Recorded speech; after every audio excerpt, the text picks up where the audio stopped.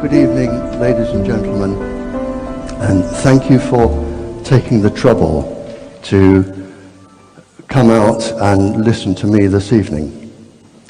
I will tell you just a little bit about myself before I start, and I will start with an apology for the scientists here, because there may be trouble translating my English into your languages. There's more than one country here.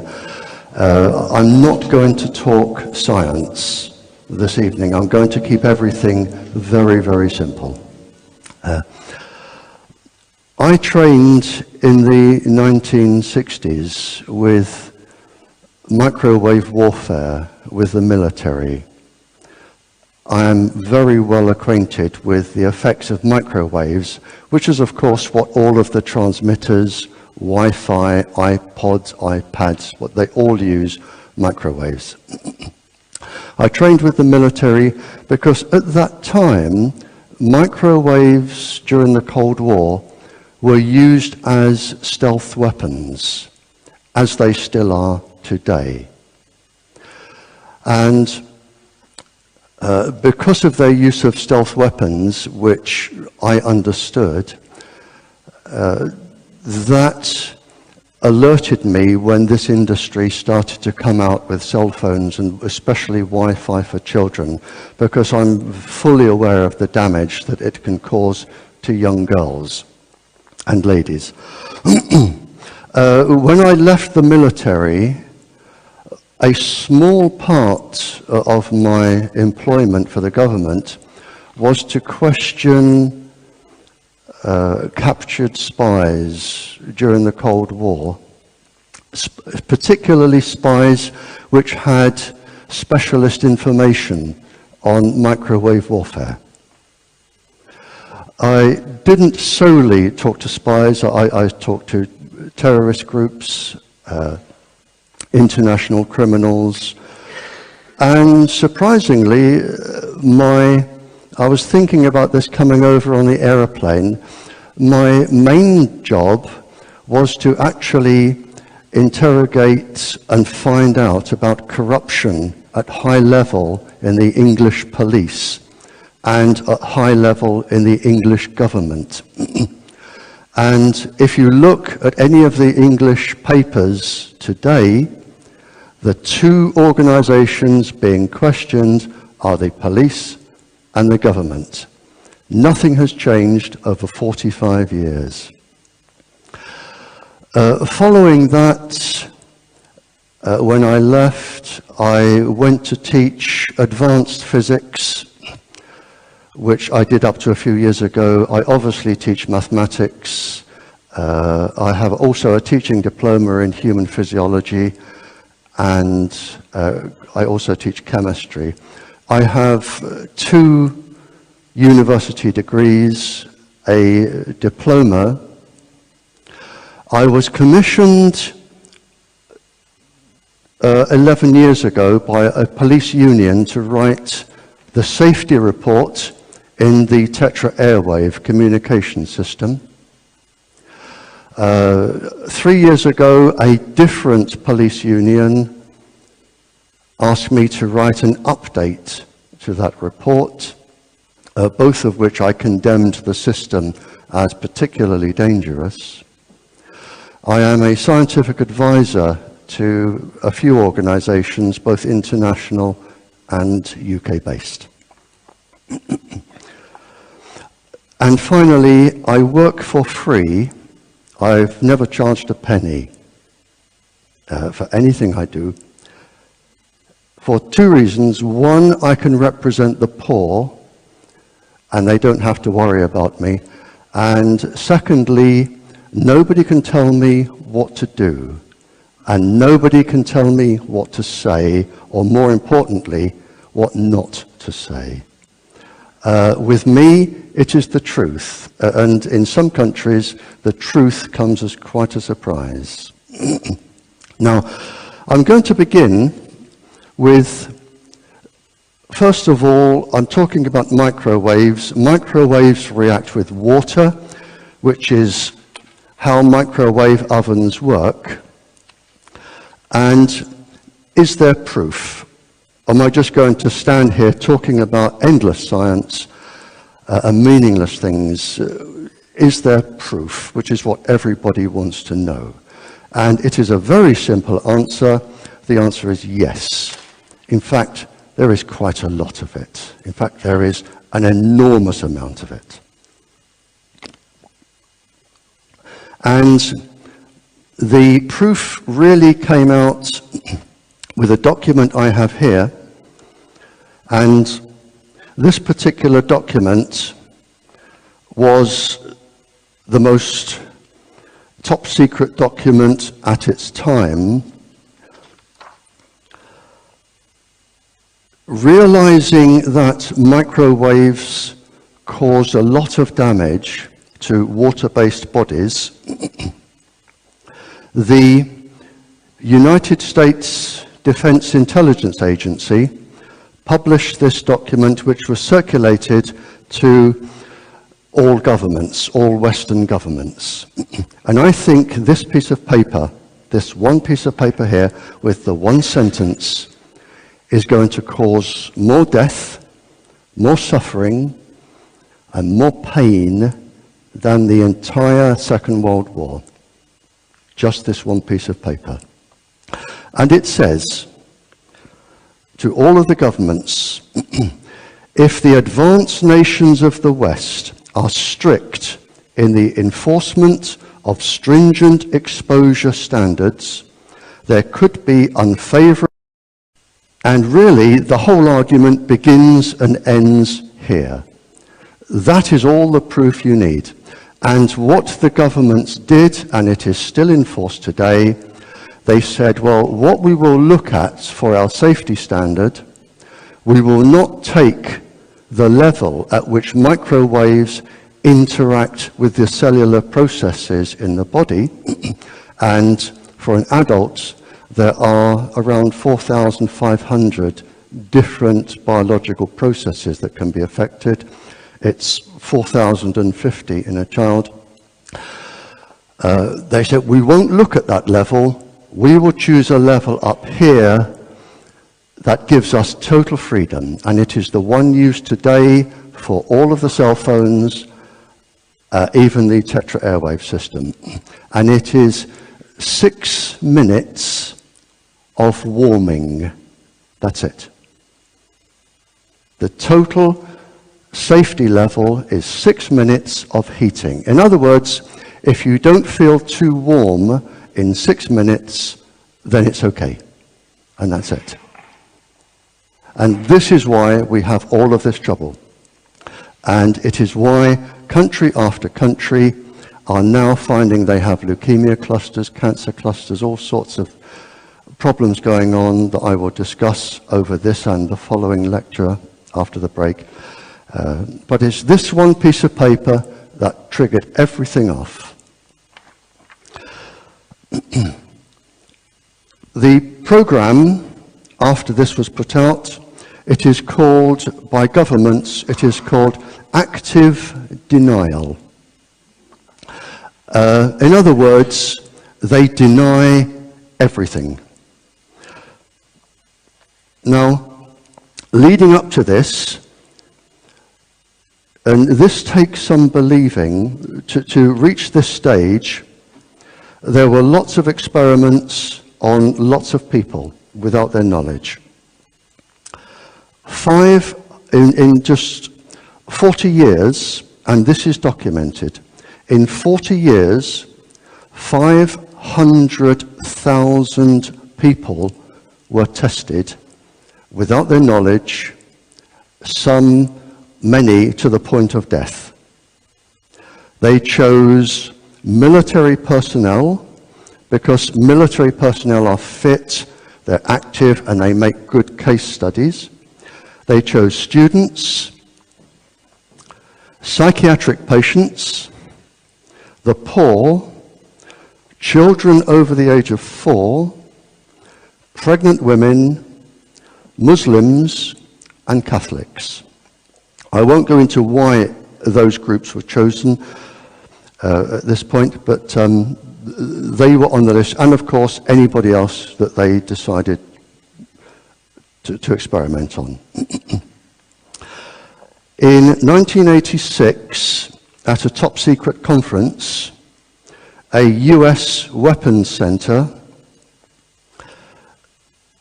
a gentleman made a speech, and he said, concerning the microwaves, he said, "We can change the behavior of cells, tissue, whole organisms, have a 6 times higher fetus mortality, cause birth defects, and induce cancer in human cells." That is the result of their research. Again, in a top secret course between 2001 and 2007, course number 11, students, these would be scientists, will be familiar with current knowledge. That is, cancer, memory, brain function, damage to the eye, skin, and birth defects can be caused by this radiation. And that is borne out in this document, the one I said is most dangerous, because apart from the top line here, all of the rest of this are illnesses which you can expect to get if you are exposed to radiation. And it says here, exposed to microwave radiation below thermal effects. In other words, below the safety level. And then they list all of the psychiatric problems and all of the physical problems. Some of them they describe as severe neuropathological symptoms. So that is why we are in this mess. A few more bits of paper here.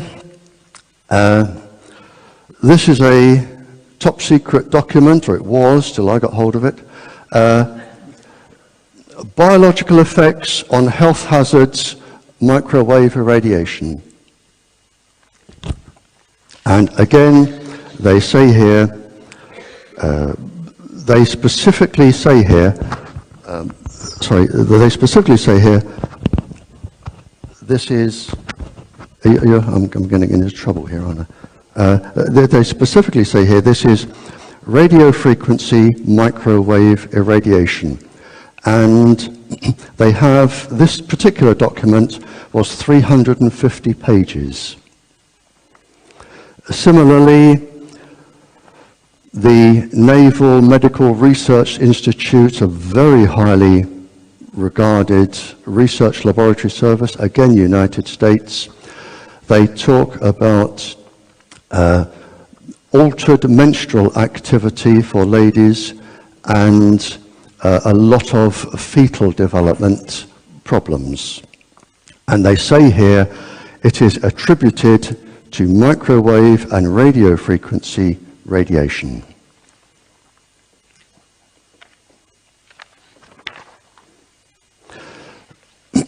There were several top secret studies. I mean, I've made a list here, just flying out of 1, 2, 3, 4, 5, 6, 7, 8, 9, 10, 11, 12, 13.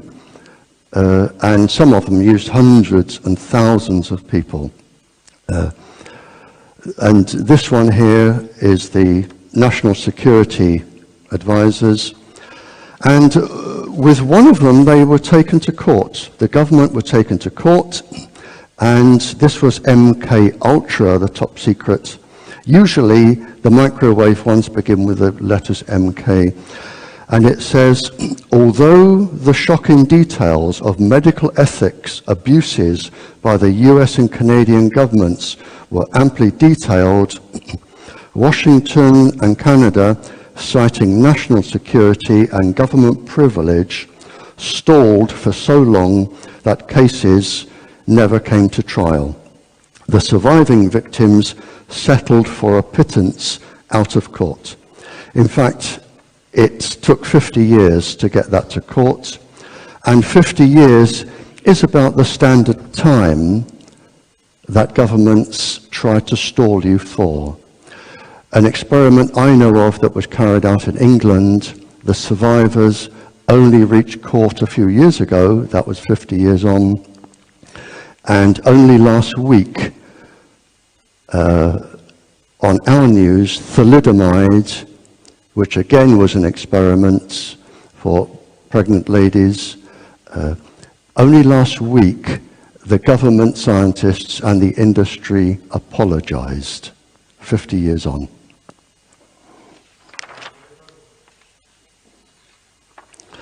The question that people come up with is there any legal proof? We have scientific proof, and that can't be argued against.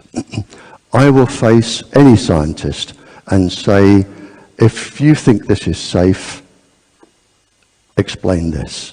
And I was involved in this. And I will say in my defense that whilst I was questioning spies and other people, I never once used a single second of pain, embarrassment, humiliation, hypnotism, drugs, nothing at all. I spoke to the ladies and gentlemen exactly as I would talk to you if we were sitting outside having coffee. The proof, well, to my knowledge, there are 8,300 incriminating documents from the military explaining how microwaves cause illness. There are 5 high court cases, to my knowledge, in various countries, proving that the cell towers and the cell phones cause cancer, neurological damage and physical damage. 5 high court cases that have been made against the industry. There are 14 epidemiological studies. In other words, a study on thousands of people over 10 years each. There are 14 of them, to my knowledge. And there are 23 now legal judgments which are not high court, where a magistrate or a mayor or somebody has intervened and ordered a transmitter to be turned off or taken down or moved. So there is plenty of legal proof. And I have some of the court numbers and some of the court details with me. The Council of Europe, Parliament, Parliamentary Assembly, Council of Europe. On page 3, because of all of the knowledge which has been gained and denied by the industry and some governments, section 8.32 is very specific. Ban all mobile phones, DECT phones, Wi-Fi systems from classrooms and schools. It couldn't be more clear. And further on page 6, they discuss the danger to the plants, insects and animals, which I will be discussing after the break, and they specifically target here the tetra airwave frequency. You will find that insurance companies are now not covering illnesses from transmitters or cell phones or Wi-Fi.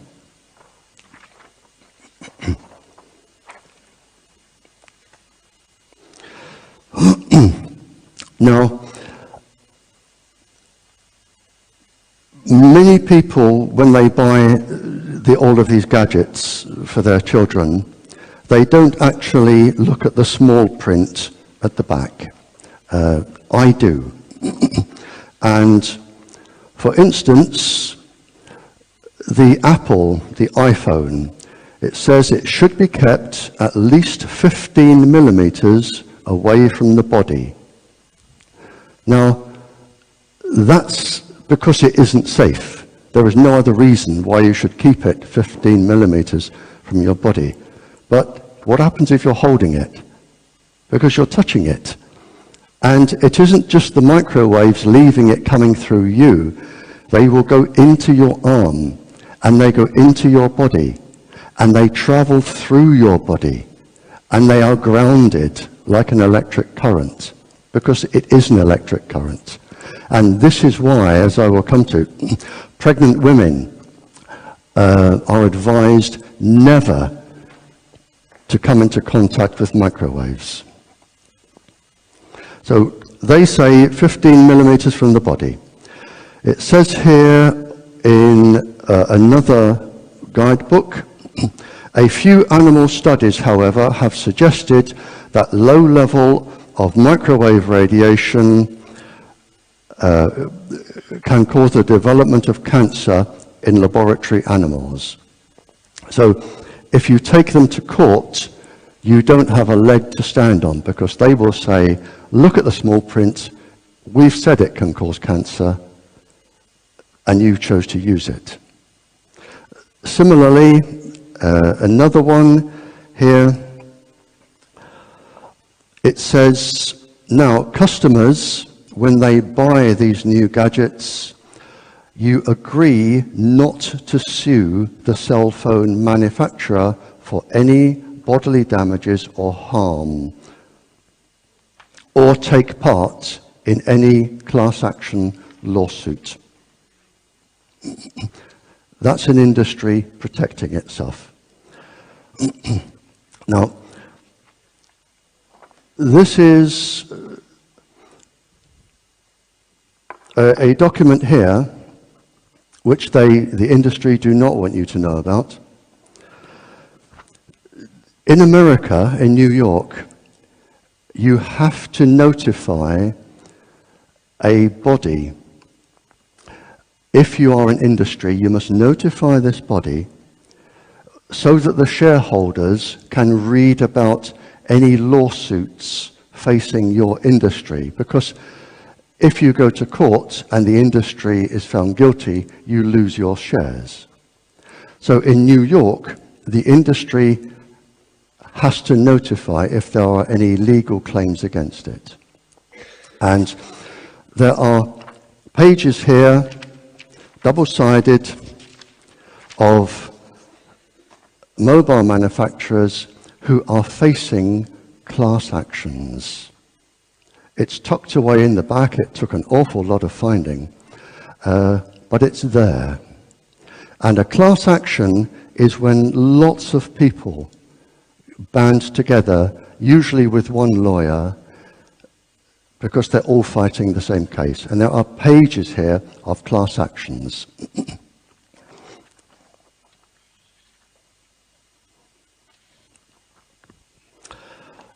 An Australian gentleman, I wrote this paper because I probably receive a phone call every day at home from somebody who is being targeted by the industry because they have to carry on with their experiments, or the government. And I wrote this particular paper just to try and help them. And an Australian gentleman here, a doctor, who actually worked for the World Health Organization, saying that there was absolutely nothing wrong. He now represents the communication industry as a consultant.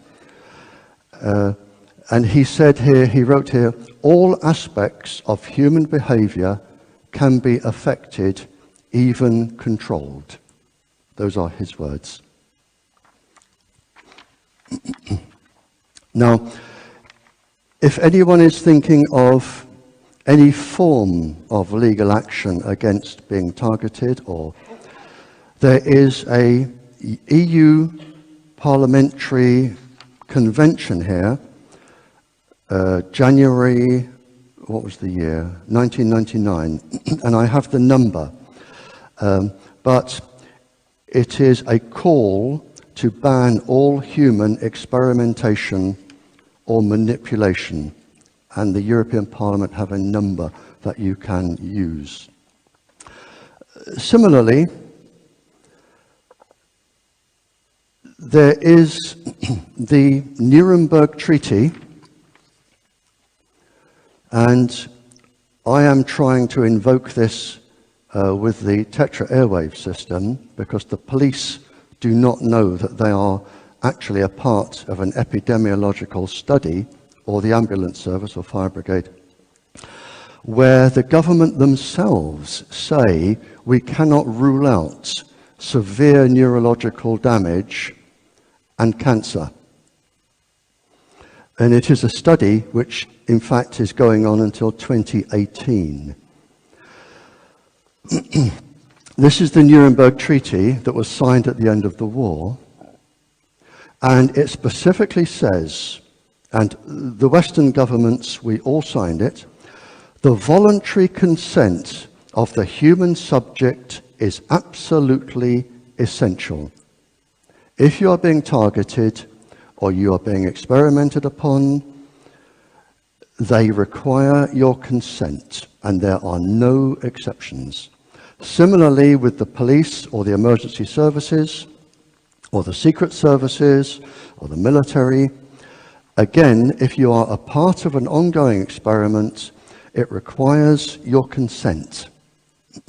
And it doesn't mean at the meeting where I was several years ago in England, where the government doctor spoke to the police unions, and she said, use it or resign.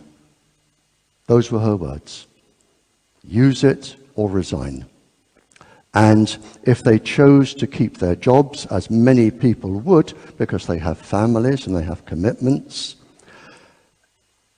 then to me, and I'm sure legally, that doesn't constitute a full understanding of the risks and consent. So if all this is known, excuse me, I do need to drink.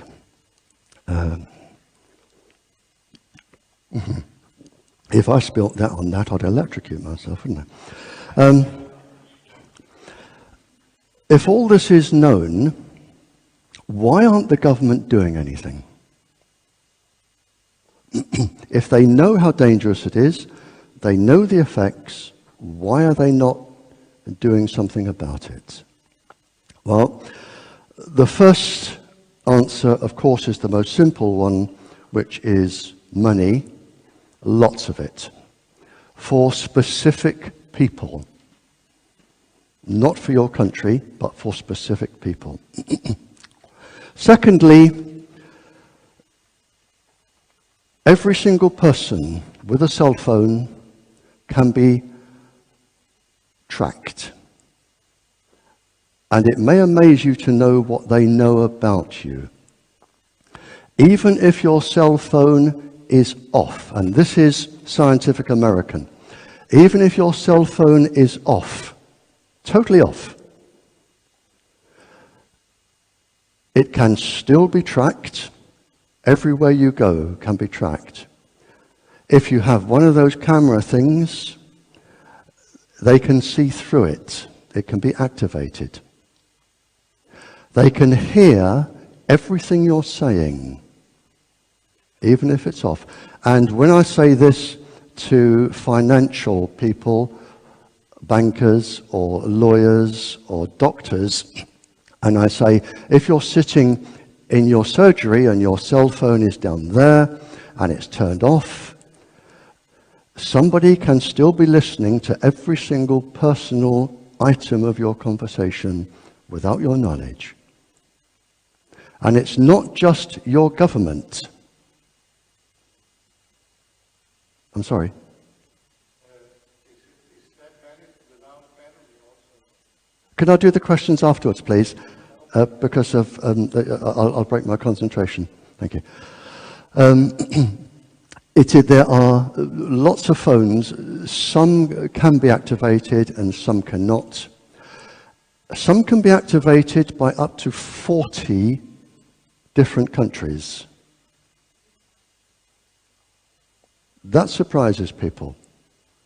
And I'm not going into the electronics of why that can happen, but up to 40 different countries.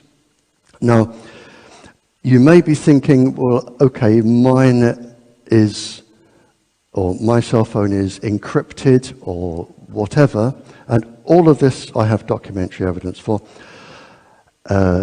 This is from Cambridge University very recently in a scientific journal. It is actually possible, they say, to reprogram the contents of supposedly secure memory and obtain information. They can actually reprogram your phone. I know how it's done, but I don't have time to go into it now. But up to 40 countries. And you might think, well, why? What's the point? You may be thinking, I'm not important. Why would somebody want to find out about me? Well, we're coming back. One reason, not every reason, but one reason could be blackmail. One reason could be that I know quite a lot about the spying world because I spent 11 years questioning some spies, which was, as I say, a very small part of my work. You may think I only sweep floors and I wash dishes and I wouldn't be important enough for a spy to want to investigate me. In fact, you are the very person that they are looking for. The very person they are looking for. Why? I don't have time to go into, but I can assure you, you are valuable. So it may be for future, they may not be doing it, but all I'm saying is there is a possibility of up to 40 countries that have access to your cell phone. And of course, everything that goes over your computer can also be monitored. That goes without saying. The governments, this is very recently published, just July, 28th of July. Not only if they wish, and in this country, nobody may be listening to anything you say. All I'm saying is there is a possibility. But there is now a detector, and it is in use, and it can detect, because of the immense computer powers that we have now, it can detect hormone levels in bodies, the molecular structure of the hormone levels in bodies, so it knows what your body is doing, and it can also look at your brain patterns, and because microwaves will go into the body, it will look at your brain pattern, and it can tell which parts of your brains are now active. And if they know which parts of your brains are active, of course, they can judge roughly what your mood is, and probably in some cases what you're thinking. And this machine is now working today. So not only can they know where you are, what you're doing, what you're saying, but they can look inside your body as well, and that's pretty scary. So all of this is available to the secret services and the governments if they want to investigate people. Another reason is that microwaves can be used as stealth weapons, which I'm perfectly familiar with, but they can also be used to change the environment. Many people don't know that in some storm clouds, high activity, the high electrical activity, actually produces gamma rays, radioactive rays. Now, this is pretty scary stuff. If you drop a substance, a soft shiny metal like barium, or aluminium into the clouds will become radioactive. And the clouds are also charged. And if you beam microwaves at the clouds, it is possible to physically change the weather. And if you can change the weather only slightly, you can either cause another country economic disaster if it's too dry, or economic disaster if it is too wet. And this technology is available, which is another reason why the government will not interfere with the microwave industry. In the UK, which I consider to be, and I'm ashamed to say, probably if you were to list the 5 most corrupt countries in the world, I'm talking purely about England, not Wales, not Scotland, not Ireland, just England. I would think England will be among the 5 most top corrupt countries in the world.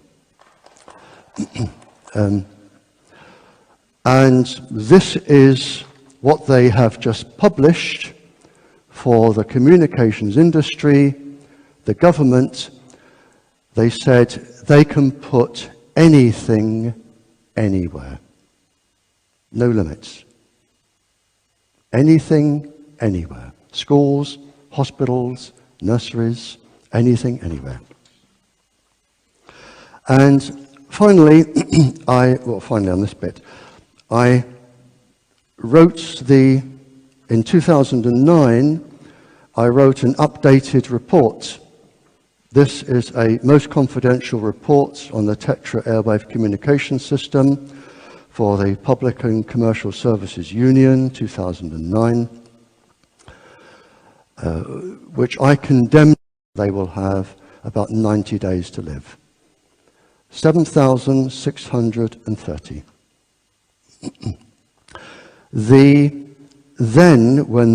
Before I wrote this, Sir William Stewart, chief government scientist, he actually found that the Tetra frequency released calcium ions from brain tissue. In other words, it can cause severe neurological disorder and cause cancer. The top, most reputable journal, Police Review, Janes, did a 3-page article on this. So it's not me standing here just making this up, and they won't print a word unless they check it and double check it, and they did a 3-page article. And finally in this section, or nearly finally, finally in this section, I'm going to be very careful what I say here, because this is a High Court legal case, and it is still rolling on about Tetra. I was asked to send legal people scientific evidence to do with Tetra.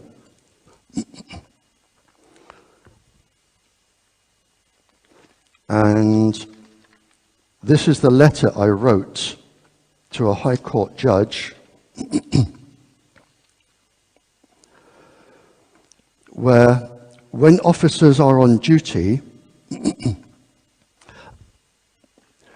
I make 2 statements when I talk like this. The first is, I will guarantee that you will not find a police station with a substantial amount of officers that have had Tetra for 18 months or more. You will find increased cancers. The police, their behavior will have deteriorated. There will be more car accidents by police in police cars. They all go up. In every single country I've been in, it is what they say. And police aggression goes up. And this is in my evidence to the judge, and if there are police officers here that would like a copy of this, I've made arrangements with the doctor organising this talk. I can't just photocopy it for everybody. The problems are you have police officers enclosed in metal police vans, usually for some time, while they're transmitting. They are close to other officers transmitting. They tend to wear metal-based helmets in riot situations, which of course reflects the microwaves. And they tend to use the system for more than 6 minutes.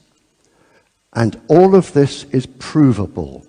It's not a theory, it is provable. And if any police officer wants proof that the system is dangerous to go to court, I can do it inside an hour. I can tell you what to do inside an hour. It is provable. With one of our government experiments, they wrote at the back, in every group, these are police, some participants were significantly affected.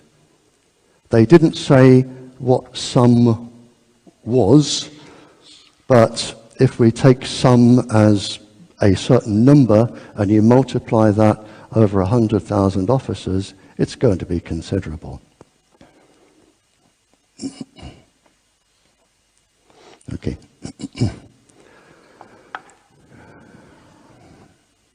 I'm going to cover one more section and then we'll stop for a break. We're okay on time here. I had a phone call from a lady a few years ago, and she spoke for about an hour and a quarter. I just answered the phone. She said, "Mr. Trower, yes," and she spoke for an hour and a quarter. You're going to have to forgive me. I have a little bit of trouble talking about this. I'll get through it. This is her phone number.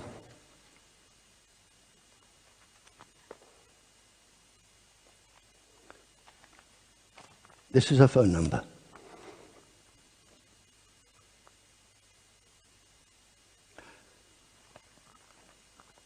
She said, "My daughter has just had her 12th birthday. I am holding her hand. She is dead. She was number 12 to die since the transmitter went up in the playground. And she spoke for 2¼ hours. There was nothing I could do or say." Now, you may think that one person phoning up doesn't mean that the industry is to blame. And that is true enough. But when we looked into this, it was one school with another 200 that had cancer clusters with transmitters in the playgrounds. 200. Now, why children are specifically at risk, and I'm going to deal, please forgive me for that, I'm going to deal at length with Wi-Fi. This is my main concern. There are 5 reasons why children are most at risk. First of all, I'll just have a drink if you forgive me. I'm doing well today. Sometimes I can't get through that bit. There is no known safety level of microwave irradiation anywhere in the world published for a child. And whenever I go to a country, I make a challenge, and I'm making it here. I will face any government scientist, any industry scientist, live on television, and I will say to them, what is the safe level of microwave irradiation for a child? And when I speak in schools and to governments and royalty and other people I talk to, I say, what is the safe level? Because if you can't tell me, why are you putting Wi-Fi in schools? A single day of a child in front of Wi-Fi in a school is a day too long. And I will come to why in a second. Now, with children, there is no known safe level anywhere published in the world. Would you give a drug to a child if there was no known safe level? Would you guess? No, of course you wouldn't.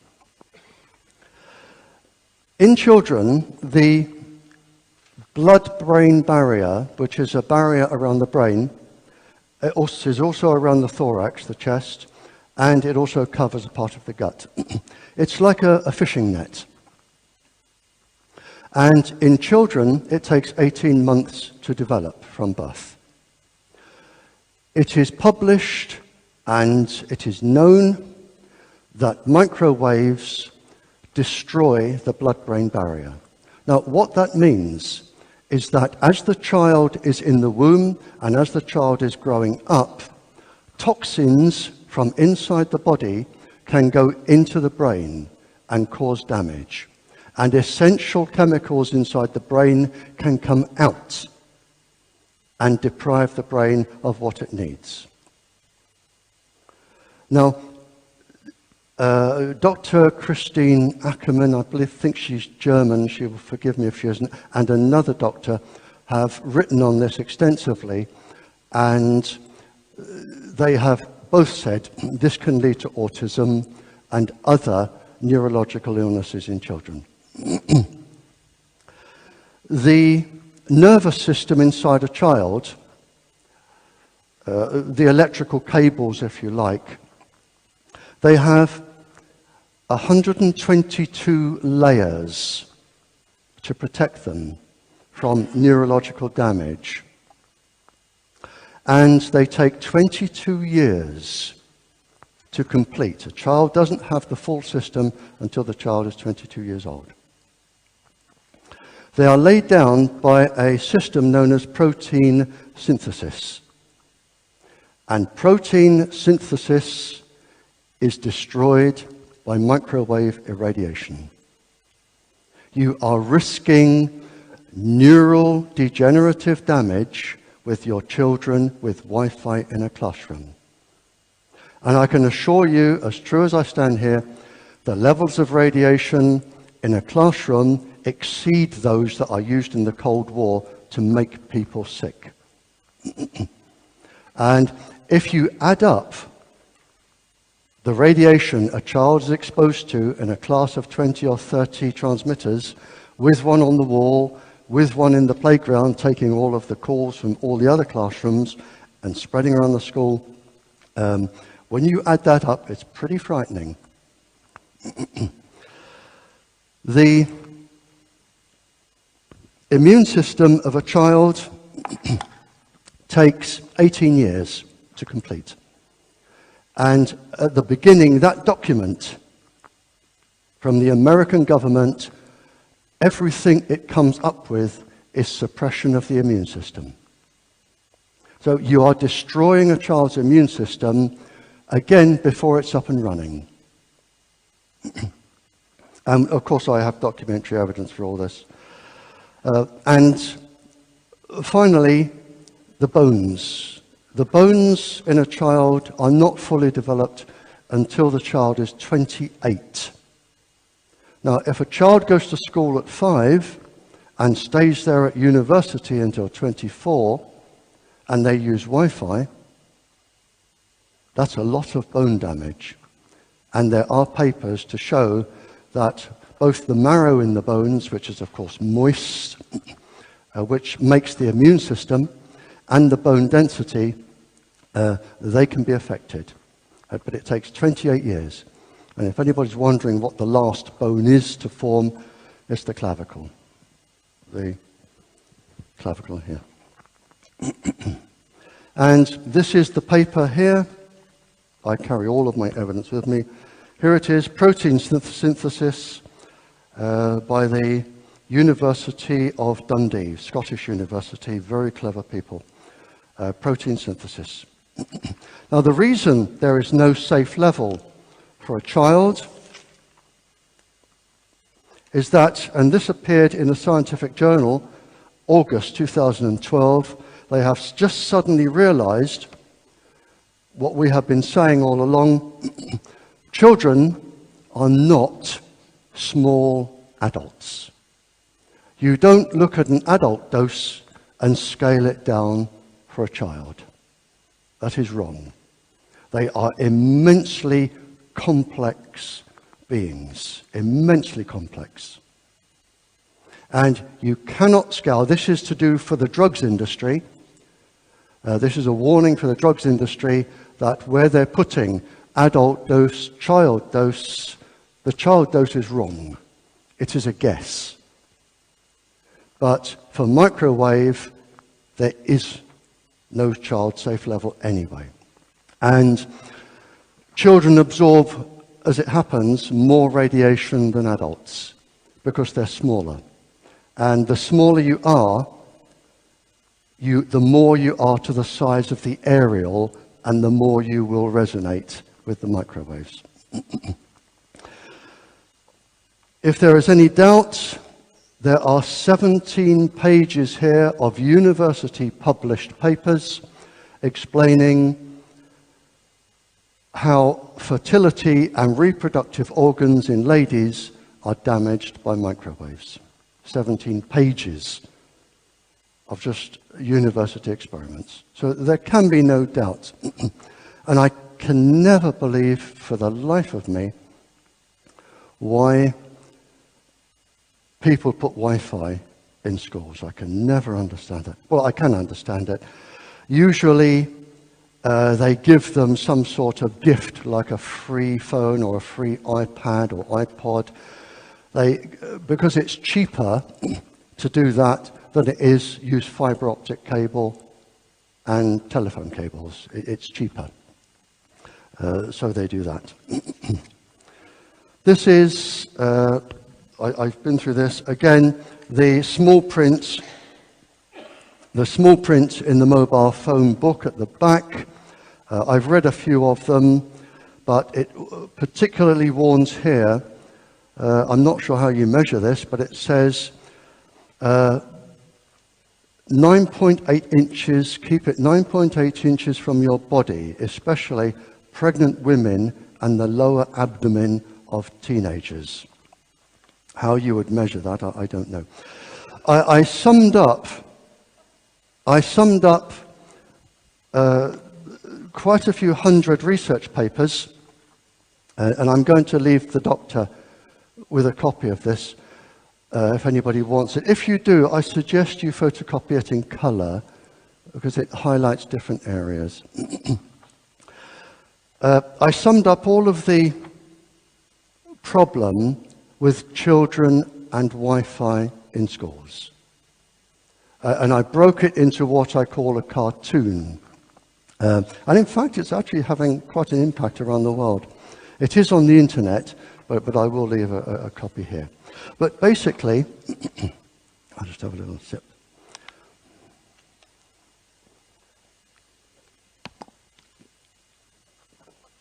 Basically, if you can follow my train of thought here, please, ladies.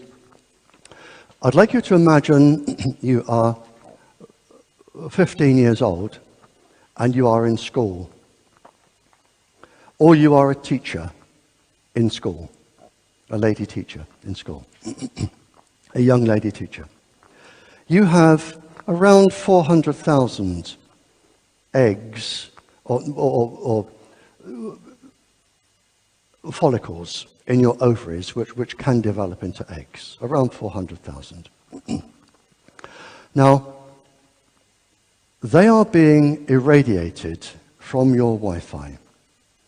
And what a lot of scientists fail to read is that this particular DNA inside the follicles or the eggs suffers 10 times more damage from radiation than any other DNA in the body. So even if the children had a safety level, it would be a factor of 10 out anyway. They suffer 10 times more. And this particular DNA, the mitochondrial DNA, is irreparable. If a child goes into school tomorrow and that particular part of the DNA is damaged, then what I'm going to say now is quite shocking.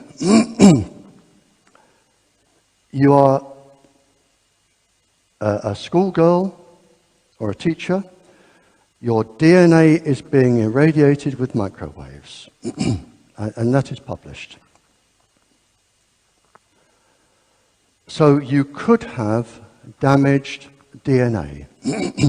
If you have a child, that child can be born or could be born with a genetic abnormality. But because it is irreparable, that child's child will also carry that same genetic disorder. And her child will carry the same disorder, and so on, until there are no more females in that line.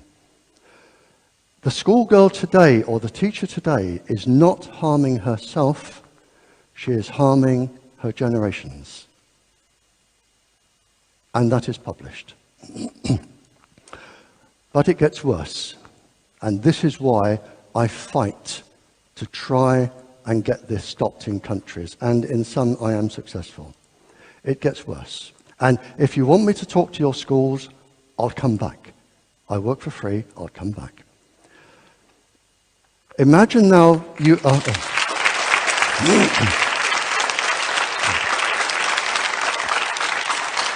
Thank you.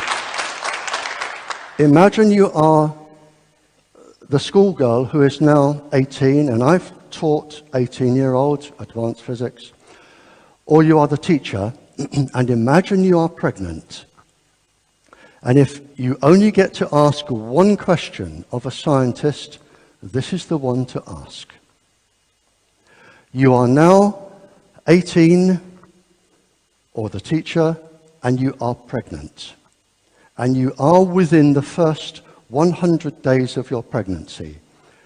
You may not at the beginning even know that you are pregnant. But in the first 100 days, the ovarian follicles in your baby, the ovarian follicles are forming. It is 100 days, then 120, I think, then another 100 and something. But the first 100 days, they are forming. The 400,000 follicles are forming. They have absolutely no protection against microwaves. None. Not a single bit. The areas in the cells, for the scientists, the protein 53, the nuclear core complex that fights against radiation, they are non-existent. And my question for any scientist is, what is the safe level of microwave irradiation for the first 100 days of an embryo? And if you can tell me, I will be very, very happy, because I can retire and go home and look after my wife and walk my dog.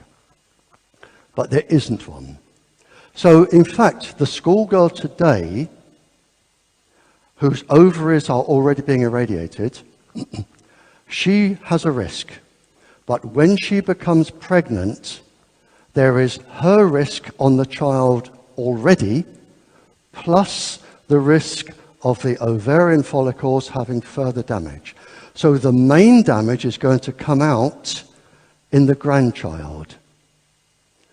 And that is already established, because there are mammalian species that do not take 18, 20 years to have children. And that is already known. So my message today is, please rethink your Wi-Fi. Because we can avoid all of this. We can avoid the whole lot There is a simple solution to this and most other problems. All you want is a piece of wire about that long. That's it. A piece of wire about that long. Either fiber optic cable or telephone cable, doesn't matter. They both work. Piece of wire that long, and you save the risk to the generations. Now, if you're going to ask me how many children, I can't give you a maximum because there are lots of other factors. I can give you a minimum, but it is quite frightening.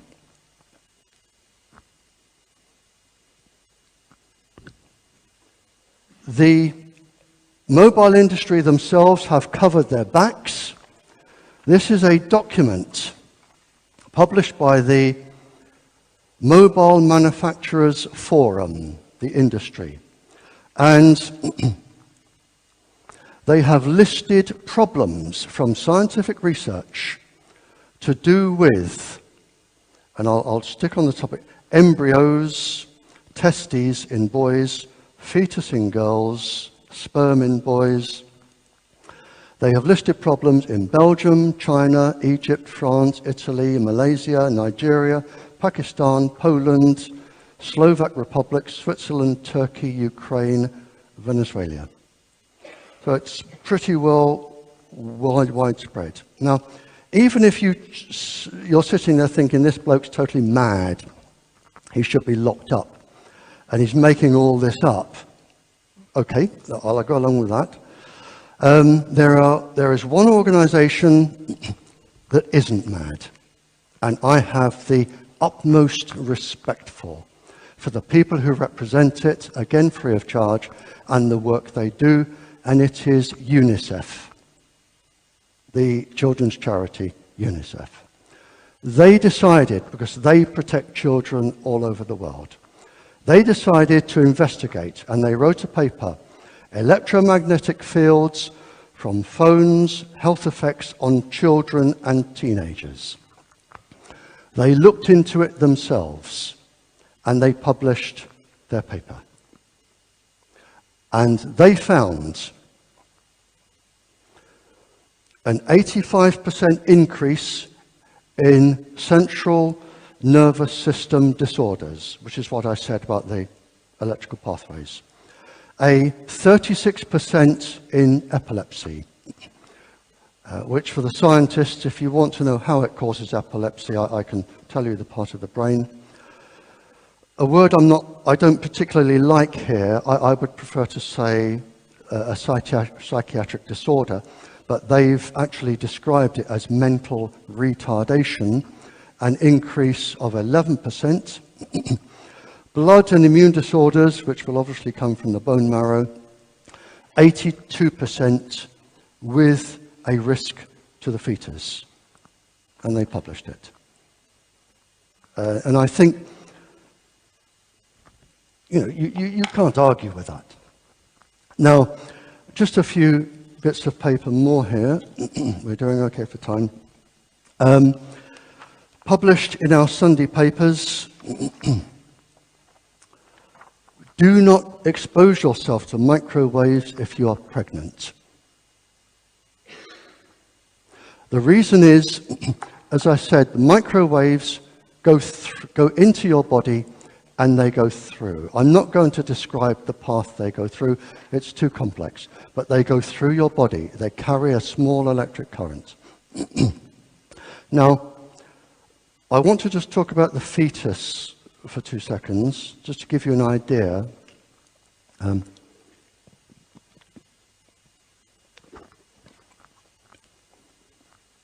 If you think of the brain of a fetus inside the uterus of a pregnant lady, I'm just going to talk about the electrical connections there for 2 seconds to give you an idea of where I'm coming from. Imagine that you go home tonight and you pick up your telephone book and you dial every single person in that book by pushing a button all at once. Now imagine you have a telephone book for every single person in the world, in every country. And you push a button and you can dial every single person in the world in one go. That is the number of connections being made a second in the brain of a child in a uterus. Every second. And they are minuscule electrical charges that are involved in all the intricate work. Minuscule. And if you're going to put through a massive, great electric current, it's not going to do the baby any good. And there are papers published that say it can interfere with the development of the brain later on in life.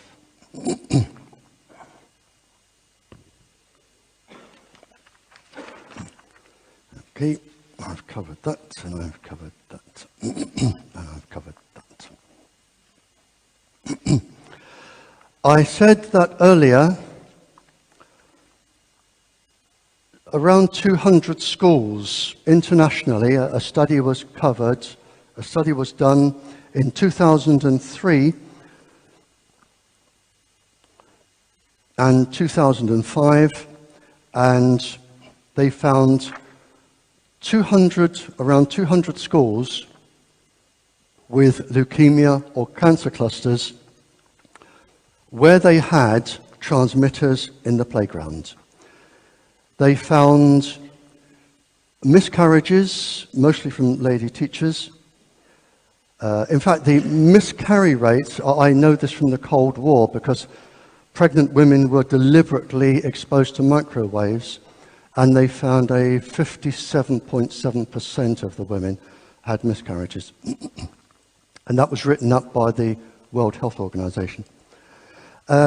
Miscarriages, brain cancers, other cancers, breast cancers, this particular one here, and just one of the citations here, it said, telecom giant Orange has suspended operation at a school phone mast site in Paris after 8 cases of cancer were confirmed among children in the district. That's just one of the, in this particular one, 138. And there are around 60 here. And it's not just confined to European countries. And here, in the UK, they found a cancer cluster. This was brought up in Parliament, the English Parliament. A cancer cluster of children around a tetramast. And here, this is the MP speaking. They found 11 children under 11 with leukemia and 7 adults with cancer around a transmitter. The minister stood up and said, we are within international guidelines, in other words, the thermal level, and sat down. And that was it. Case closed. It took about 2 years to get that into Parliament, and the minister just blew it away with one breath. And if you think, that was 2003, 2005, if you think they've stopped, this is 2012. Cancer cluster around school mast. This is Kansas. They're still going on. In fact, they're becoming commonplace, and people have stopped actually just publishing them, which is just amazing for me. This is a study carried out by the industry on its own microwaves, and they have said it can cause neurological damage in children, carried out by the industry itself on its own product.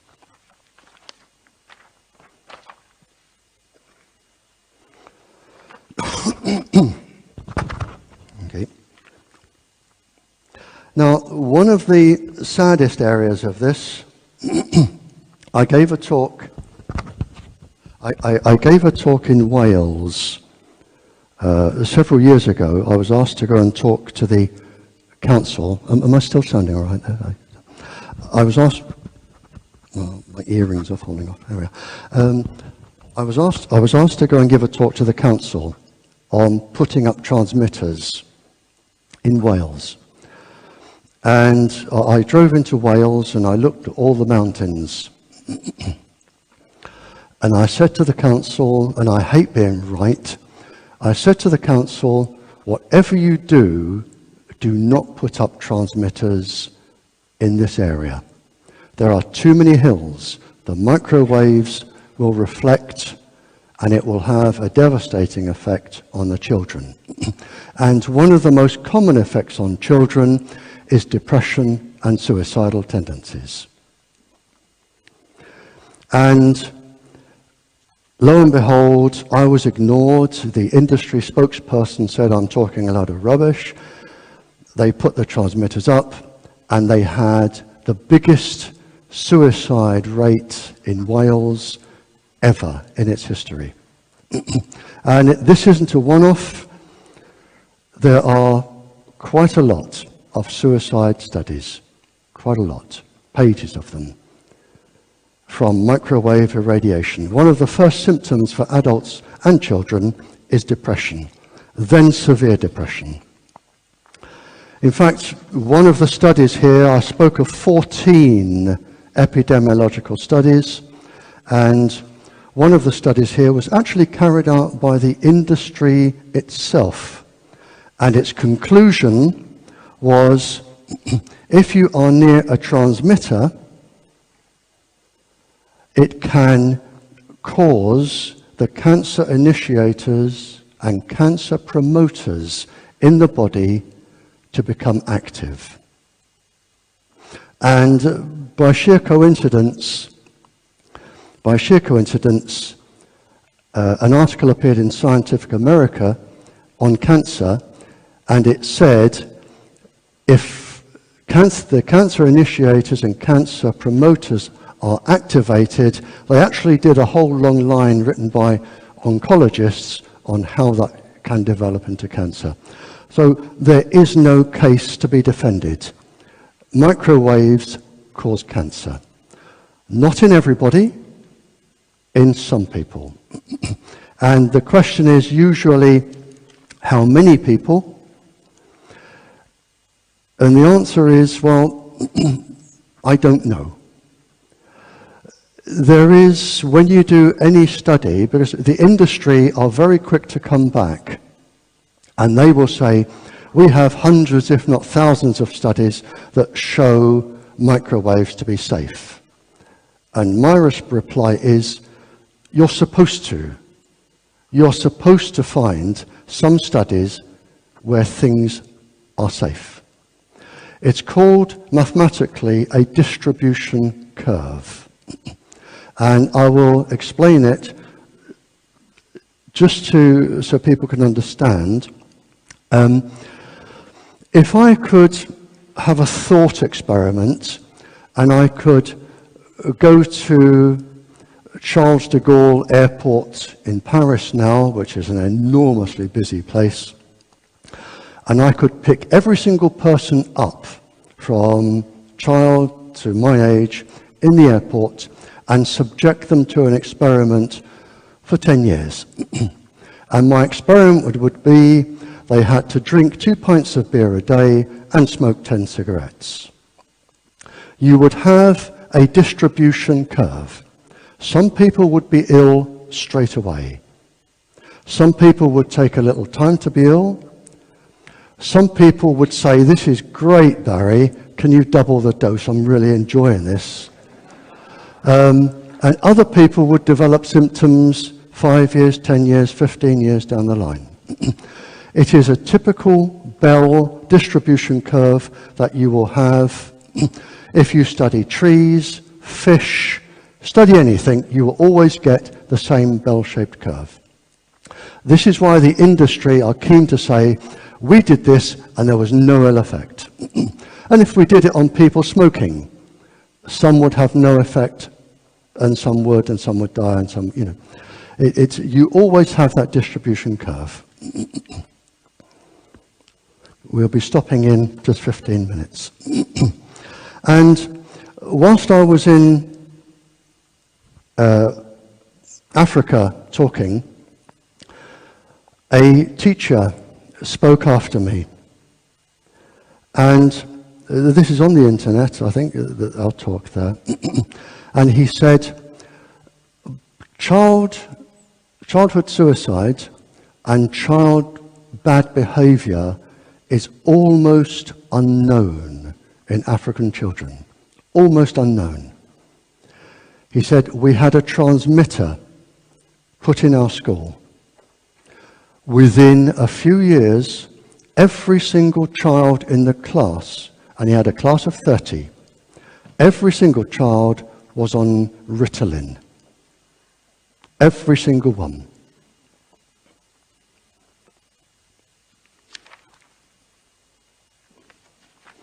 Okay, right.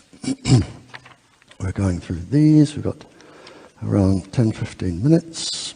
I'm just turning over here things I've already said that other countries have confirmed. And I needn't go on about these. Right.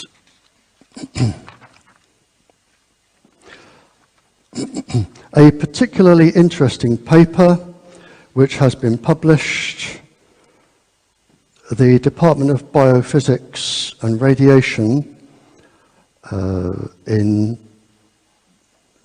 Ankara, they have shown that the thyroid in children, which is the master gland, is particularly sensitive to Wi-Fi, the frequency of Wi-Fi radiation, 254 megahertz, 2540 megahertz. It is particularly sensitive to that particular frequency and can cause thyroid problems in children. But they've also said here that that radiation anyway can damage the thyroid in children. And it is followed up with other papers, which you'll excuse me just turning over. Sperm count, we've done that. And a paper I did mention, bones, a research paper from India, where they say the microwaves lead to bone weakening, which is the last thing you want in school children who are trying to build their bones up. Now, to give you an idea of some of the papers, I'm involved in a legal case in the United States where a lovely, delightful young lady, an 11-year-old, I think she's 11 or 12-year-old girl, doesn't want to sit in front of a Wi-Fi set in school. And the school basically said, you're here, you will do what we say, and if you don't, take us to court. And she did take them to court. She has a law firm supporting her free of charge. I'm supporting her free of charge with a few other people from around the world. And to give you an idea of the scale of papers, one of the lawyers representing the girl, and the case isn't over, one of the lawyers representing the girl has highlighted 5,000 papers to support her. 5,000. Now, that is some pool of knowledge. 5,000 papers, which has been submitted in evidence. Now, it is possible to have transmitters taken down. And I'm going to talk about this and then we'll probably stop for a break. In some of the countries I've been to, they say, well, this transmitter went up, the industry spokesperson came up, and it's usually the same thing. They say, these are radio waves. We fully comply with the ICNIRP certificate, the International Certificate for Non-Ionizing Radiation Protection. We're well within the safety limit. There's no worries about this, Governor. We'll put it up there, sign here, and we'll give you the money. And the transmitter goes up, and in one particular country, within 18 months, people had to start leaving because of the cancers and the leukemias and the illnesses. And I was asked if I would go and represent them. It was a township in Africa. I worked for free, the barrister worked for free, and we took on the industry. And we found, and this may be here, if you want a transmitter taken down in school, or near a school, or near your house, this worked. And it's worked, as far as I know, 3 times. The industry say we comply with the ICNIRP guidelines, the International Certificate Guidelines. That is not true. It is not true if they haven't followed them. And I have been as far as Australia speaking, and all the way back again, and I have yet to find one person, not one person in the world that has read them, especially decision makers. And my first question to the decision makers is, have you read them? No. Well, I have. And here, and this is your legal argument if you want something taken down, because I guarantee they would not have done this, and the transmitters would have been put up illegally. And I'm not a lawyer, this is a lawyer's argument, but if they have lied or not told you the truth, what I'm saying is you may have a case in law to have it taken down. This is the International Certificate, and I have read it, and here on page 545, it says, for example, children, the elderly, and some chronically ill people might have a lower tolerance for one or more forms of this radiation than the rest of the population.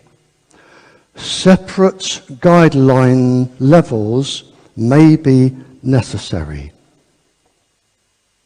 So what they should have done, if they followed these, is knock on every door, found out who lives there, how sick you are, how old you are, how young you are. They should have documented everybody within the radius of the transmitter, and that should be able to be produced in court. If they haven't done it, they have not complied with the international certificate. Not complied. It gets better. I don't half cause trouble, I can tell you now. I'm really not liked anywhere. It says here, and this is the main one, it says here, in practice, it says, decision makers should review current scientific literature and determine an appropriate reduction factor for known illnesses from radiation. In other words, they should show evidence of reading current scientific literature, and they should say, right, this paper says this level is dangerous, this paper says this is dangerous, we will set our safety level for the school or the hospital or the nursing home or whatever here. And that requires scientific evidence and explanation. And it is movable. If another paper is published, it goes down. What they normally do is there's a big scaffold thing and the transmitter goes bonk, and then a few months later, bonk, bonk, bonk, some more, and then a year later, dong, dong, dong, dong, dong, and before you know where you are, it looks like Jodrell Bank or a space station, you know, and there is no limit on what is coming out. But they have not agreed. If they say to you, we have abided by the international certificate, they must be able to produce this. And if they can't, then they have not told the truth. And I don't know anything about law, but I have known 3 cases where transmitters have been taken down because if they went to court, they would have lost. This is the international certificate scientific paper. And as I say, one of the questions which I ask every scientist is what is the safe level for children? And they actually openly admit. This was published in 2009. And the International Commission say another gap in research is children. No study population to date has included children. They might be particularly susceptible to harmful effects. They are likely to accumulate many years of exposure during their lives. Now, if that's what they're saying, there is no safe level for a child which is known. That's it. And if there is no safe level, why is Wi-Fi in schools? If there is no safe level. Now, this is a study. It is a study on children without your consent. And that's important. That is legal. They started studying children in 2009. They are looking for cancers, brain damage, illnesses. That requires your consent. And I wonder how many parents, after listening to me for an hour, would say, where's the form? I'll give my consent for Wi-Fi. But they don't. They just plonk the Wi-Fi up. They usually give them free computers or something because it's cheaper. In comes the profit. And your grandchildren are going to pay the price. As I said when on the television, people that saw me this afternoon, I have 2 aims with my talk here. Sometimes I'm successful in countries and sometimes I'm not. One of my aims is to protect the future generation of your children. With that in mind, I did ask if I could see your Queen, because she has power to actually make people come and listen and decide. If anybody knows her, I would desperately like to speak to her tomorrow before I fly back. And I have a letter from a king. I have a letter from a king that I'm not boasting here, I sat and had lunch with. And I can give your Queen this king's personal telephone number. I can't give it to anybody else. I can give her his phone number. She can telephone him. He is further down the line than you are, and he can explain exactly what is going to happen to your country. That is one of the things I want to do. So I'm going to stop there. It is time for a break, and you're probably bored to death with me anyway. I'm going to stop there. Thank you so much for being so kind, and we will continue after your break. Thank you.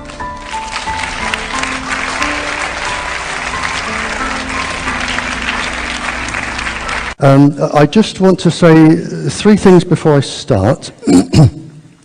I have a correction to make, and I'm terribly sorry. I said that the Council of Europe wrote ban all mobiles, all Wi-Fi from school. That was the case when I got the paper.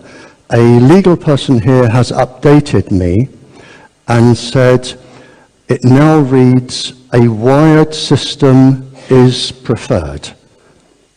My question would be why?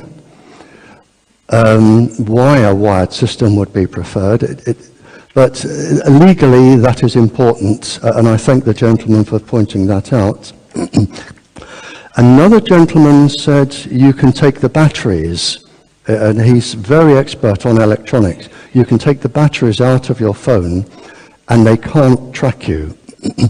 That is true unless, and these 2 gentlemen and another gentleman I've just been talking to here, there's some very, very clever people here who understands ground currents, and that is an immensely difficult topic. I can't talk about ground currents.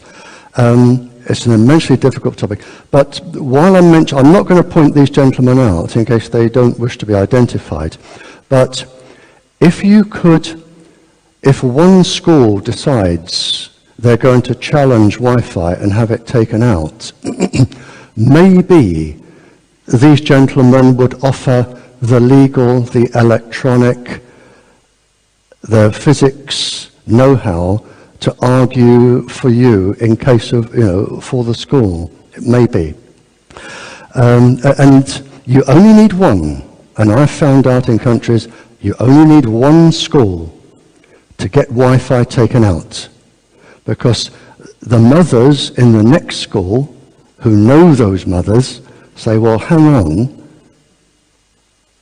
I know her and I trust her, and if they're worried about it, these are my children now here in this school. And you get the domino effect. And it starts to go quite quickly, and it's happening now in Canada. The gentleman who said you can take the batteries out, he is correct, but there is a system, I didn't go into it, there is a system called CELDAR.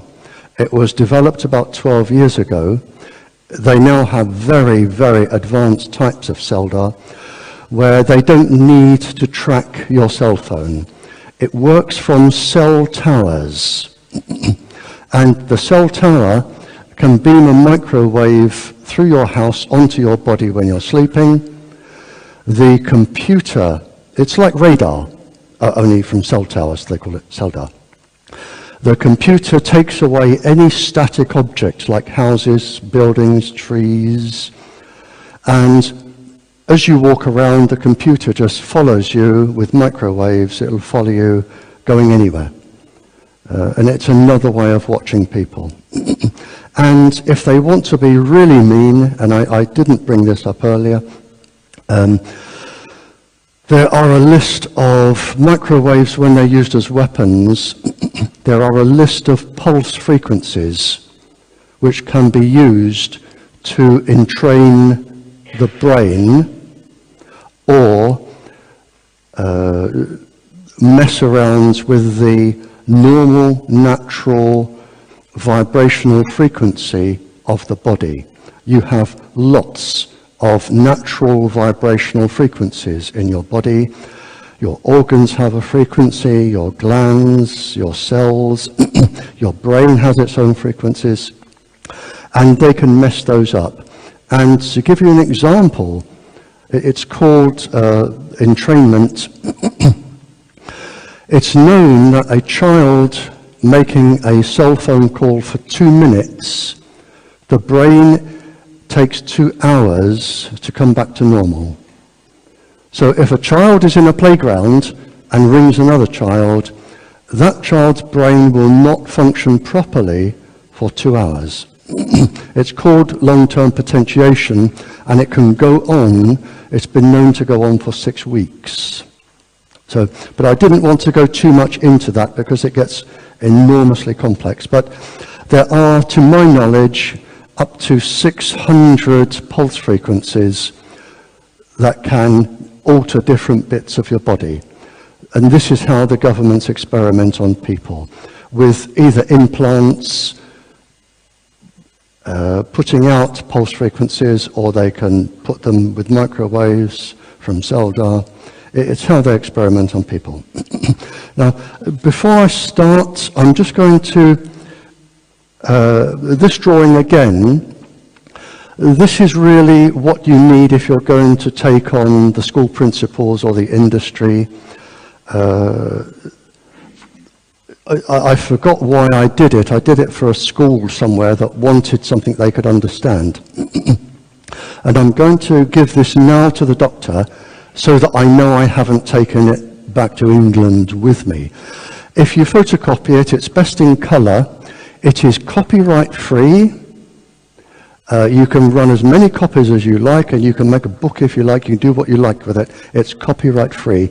And if I can give it to the doctor, it should only be the cost of what it is to run it through a colour photo printer. I can give that to you, sir. Thank you.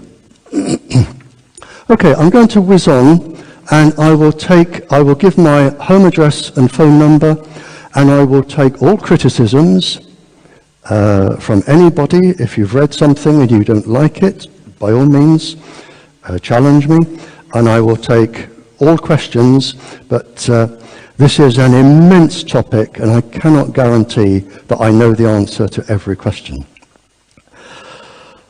Now,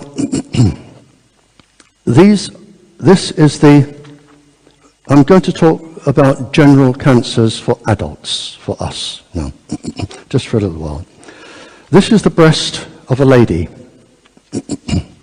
It is immensely cancerous, and she used to drive a lot. And whilst driving, she used to like to use her cell phone, and she used to tuck it into her bra. And this was the result. Now, one case obviously doesn't make this to be true. But there isn't just one case. There are 45 research papers here on breast tissue turning cancerous from low-level microwaves. 45. And if you think about it, ladies tend to carry cell phones in their bags, and they tend to have the bags over the shoulder. And the shoulder is leaning, or the bag is leaning against the breast. It is the nearest point of contact for the microwaves. One other thing which a professor told me when I was speaking in Canada, Professor Magda Havers, incredibly clever lady, she said that there is an experiment now, and it may be on this list, I can't remember. In some bras, they have metal things. It shows how long I've been married, I can't remember. They have metal things under the cups. Now, she did say, and I know this as a physicist, that if you have a metal curvature under the cup, metal attracts microwaves, metal absorbs microwaves. And it's one of the reasons why you don't put a spoon in a microwave oven, is because the metal absorbs the microwaves and then it re-emits it, usually in a spark and other waves. Now, if you have a cup under your breast, this is a parabolic shape. In other words, if microwaves go into this, it it's like with a torch, the shiny bit behind the torch. You will get the microwaves being, or different waves, once they've been absorbed and the electrons go down, you will have different waves coming out, but they will have a focal point, like a torch. And that focal point may only be a few hundred mammary cells big. And this may be the cause of the trouble. It's known that mammary cells do not like radiation. Why? I don't know, and I've never been able to talk to somebody who does, but there must be something about the mammary cells that do not like being irradiated.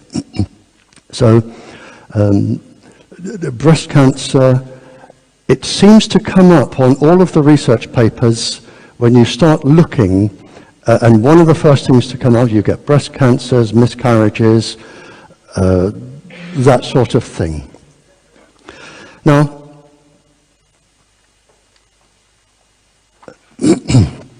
I'm trying to adjust my watch for the time here. When the cell towers first went up, a very clever lady, and I've met her, a very clever lady who is a scientist in her own right, decided to do a simple survey around how many transmitters did she choose? Let's just have a look at this. 19. She did a simple survey in Devon, where I live in England, a simple survey around 19 transmitters of new cancers. She found 92 cases around 19 transmitters. The average age was 39, and they were of the breast, thyroid, bowel, and leukemia. The industry and the government said she was stupid and she was wrong, and it was nothing to worry about. But earlier I told you that there were 14 epidemiological studies, in other words, 10-year studies with thousands of people, and one of them, the industry found its own microwaves triggered the cancer promoters and cancer initiators. But there was an even better study, and it was carried out in Estonia. And what they did, and it was published in the Australasian Journal of Environmental Medicine. Before they put the towers in, the cell towers in, they studied the cancers of the whole population. Then they put the towers in and they waited. And they found that there was an increase in cancers, a steep increase in cancers, and they made the observation that women, and I'm not being sexist here, they found that women suffered more than men with cancers from the transmitters. In fact, I can tell you the order of illness when there are studies. It always starts with the embryo, the fetus, the infant, the child, the lady, then usually adolescents, sick people, and finally men. It's usually that order. But they found that the women suffered more than men. And it's not because women are weaker or anything like that. It is because they have immensely complex hormone systems, which are very easily disrupted by microwaves. That paper was followed up by another one here, by the Albert Einstein Avenue. This is the, I can't read French, I do apologize, Louis Pasteur in France. And it says here, women significantly more than men. Women suffer significantly more than men. So I'm sorry, ladies, but you're getting a bit of a raw deal listening to me here. There is further proof for adults. This is a paper, 2011, and the university here, it says they have a direct link to 4,924 cancer deaths from a particular radius around the transmitters. They studied the before and answer. This is in Brazil. So, and again, another doctor here, a professor, I do apologize to him, has written in a separate paper, there is a proven link between microwaves, cancer, leukemia, and a high risk of Alzheimer's. But this is nothing new. It was published in the year 2000. This paper, Evidence Radiation is Genotoxic, in other words, cancer-causing, and it was made for the parliaments of New Zealand, Italy, Austria, Ireland, and the European Parliament in Brussels. And the conclusion of this paper, cell phones will highly probably increase many neurological diseases and brain tumors over the next 10 to 20 years. Cell sites will highly probably increase miscarriage, many cancers, many diseases, significant neurological and cardiac diseases, and death. And a recent paper, cancer in the EU has now reached epidemic levels, which doesn't make good reading. And in some countries, they have now published a paper where for the first time ever, cancers are now exceeding birth rates. One interesting thing for any of you who employ people and insist they carry a cell phone, this is the Italian court ruling of a man who proved he got a tumor in his head from his cell phone that he used for work, and the employer, according to the legal document I have, the employer was ordered to pay 60% of the compensation for the gentleman. Now, if you're an employer and you insist people have cell phones, this is a European country making a ruling, so you know, it could be legally, and I'm not getting into law because as soon as I do I get told off, it could be a legal problem. Now, with cancers, a study came out that actually the conclusion was cell phones actually prevent cancers. And I read this with enormous disbelief. But when you see something like this, you need to check the statistics. There are, to my knowledge, at least 15 different ways of calculating figures mathematically. And in this particular study,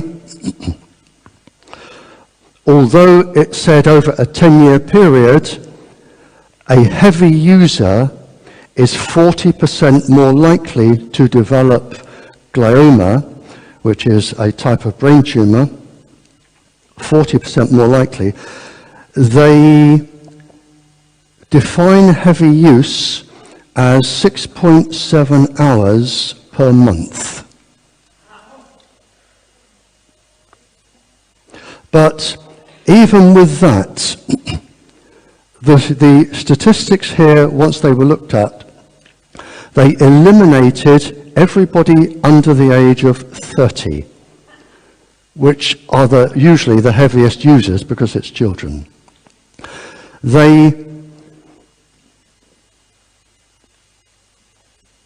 As I say, the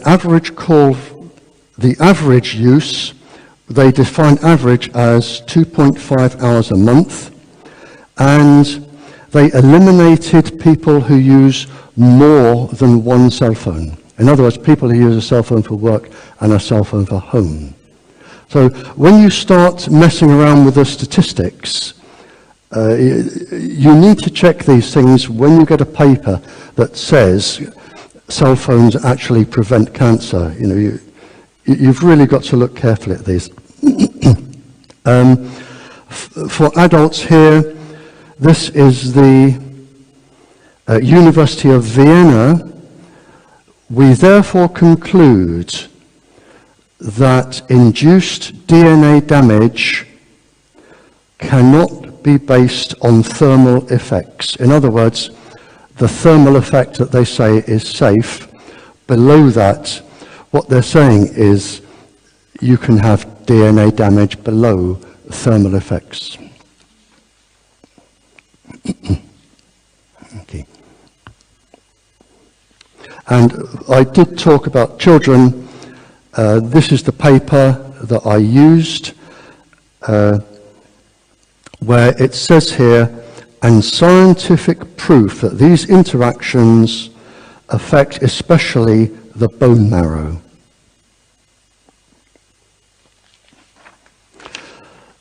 I had a telephone call from, I won't mention the country because I believe the union is taking legal action against the Tetra airwave system. I had a telephone call only about 2 weeks ago from a police officer, and he said, some of our officers are developing cancer of the eye. Do you know anything about it? And I said, well, I do know there is a paper published about cancer of the eye. And he said, we have our transmitters on our chest here, and the aerial comes up where it transmits. And of course, when the officers talk, they sort of lean down, and the transmitter is right by the eye. And they're finding that officers are getting cancer of the eye, the same eye. And in fact, there is a paper on this. Scientists, this is from the Times, scientists link eye cancer to mobile phones. It has been established. Okay. If there are any oncologists here, excuse me, I did give a presentation in 2003 to consultant oncologists of the link between where the industry left off and where cancer begins, and you're welcome to my paper. I just wanted to talk briefly about adults, and particularly breast cancer.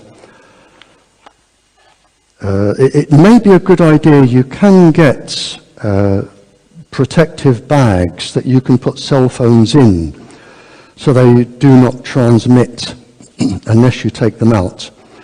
Or another thing you can do is use a child's metal pencil case that they sometimes take to school and put the cell phone in there. But I would certainly keep them away from your breast area.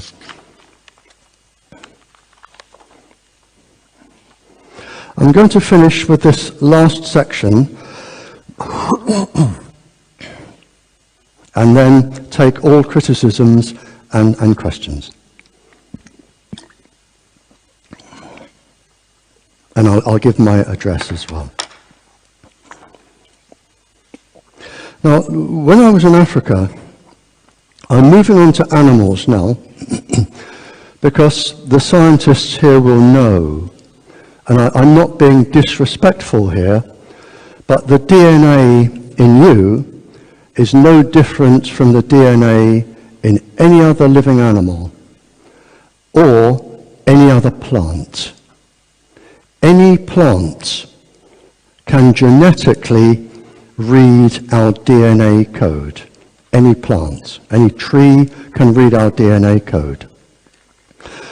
The basis that makes DNA is the same. So it stands to reason, if you're going to do something that injures humans, you're also going to injure the animal kingdom, and the plant kingdom, because we're basically all the same. The microwaves don't distinguish. And whilst I was in Africa, in one country, a gentleman came to me and said, "Would you come to my field?" And I said, "Of course I will." And I went to his field, and he said, "What do you hear, Barry?" And I said, "Well, there's something in the trees over there, and something moving over there, but nothing else." And he said, "Normally, you and I would be shouting to make ourselves heard." He said, "All of these bushes here, vitamin C producing bushes," he said, "they would normally now be pollinated by bees." He said, "Since that transmitter went up, I haven't had a single bee come to my field." And he said, "What is worse," he said, "I haven't had a single ant." And that confused me for a little while. And he said, ants are immensely important to us farmers. He said, because the ants crawl over our fruit bushes and they lick the sweet substance on the leaves, but they don't harm the plant. But if any insect lands on the plant to eat it, the ants swarm to protect the plant. So the ants keep our plants safe. He said, "I've lost my ants and I've lost my bees." And that was down to a transmitter. And he certainly wasn't the only person.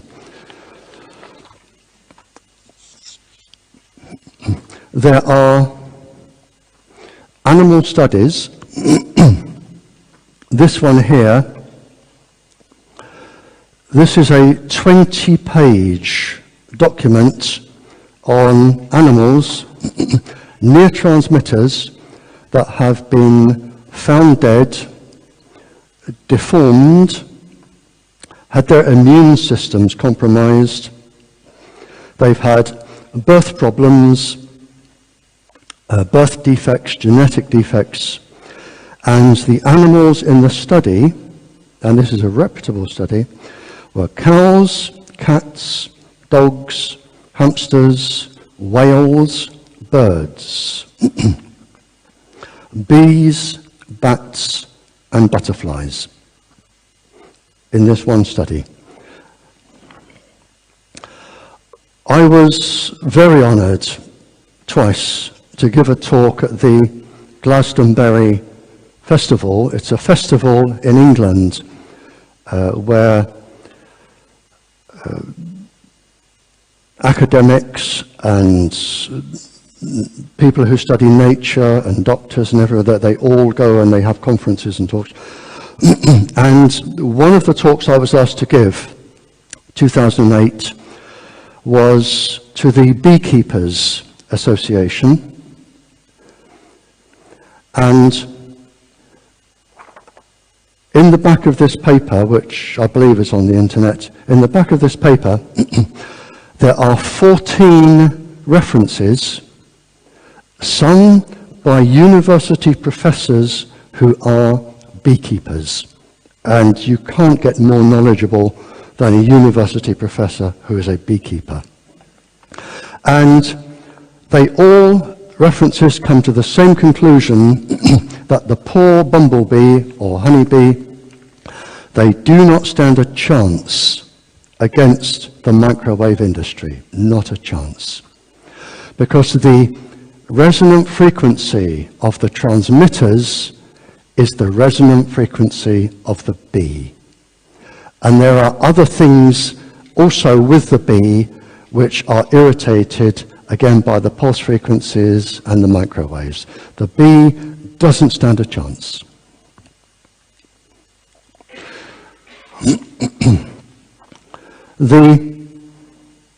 A veterinary clinic in Germany decided to look into this for itself. And they published a paper here experiences from a veterinary clinic, cause of illness, electromagnetic high frequency is the microwave from domestic telephone systems and networks for your house pets. And they conclude that the animals they are treating, some of them are being made ill by the communications industry. I think, I'll just have a little bit of water here. I think this is one of the saddest pictures I've ever seen. I'm a really big softie, I can tell you now. I think this is one of the saddest pictures I've ever seen. I don't know why, it just is. It's a swan and a transmitter. What country is this in? I can't see. It's a swan and a transmitter was turned on where the swans have a flight path. And the swan was trapped in the magnetic field. And all the swan could do was go round and round and round and round until it died. And swans mate for life. And this one, the people here, they begged the industry to turn the transmitter off before the swan died. And they said no. They said no, because if they did and the swan flew off, it would prove that they were guilty.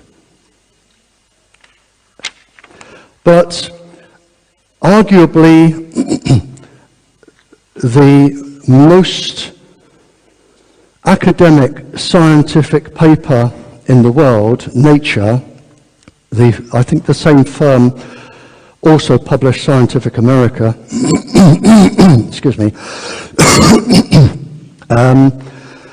they have an article in here, resonant effects, the mechanism for avian magnetic compass. For the scientists here, we're looking at the cryptochrome double electron absorption mechanism, but Nature have published an article here explaining why birds will be misled by magnetic waves. The magnetic waves go in the brain, and to put it simply, it's roughly 640 times stronger than the Earth's magnetic field that they use. So if you are using one force, the Earth's magnetic field, and another one is 640 times stronger, it's going to force you off course. And this is what's happening.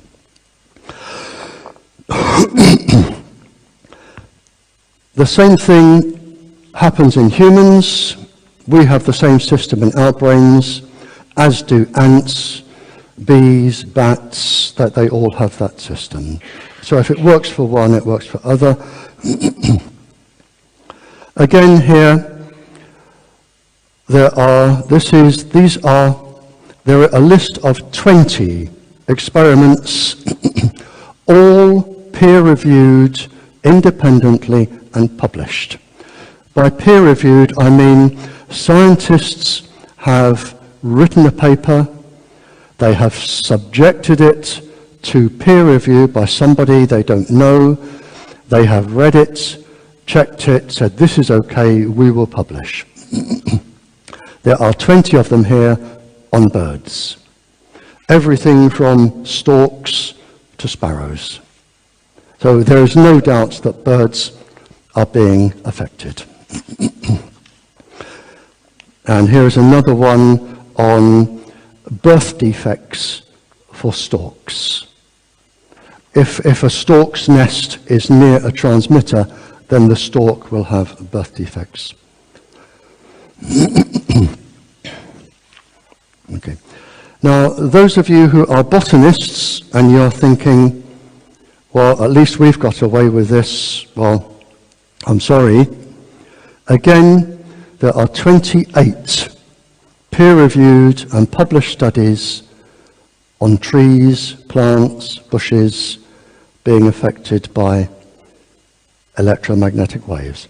Usually it involves the plant's immune system being suppressed, and the plant then is subjected to plant virus, plant microorganisms.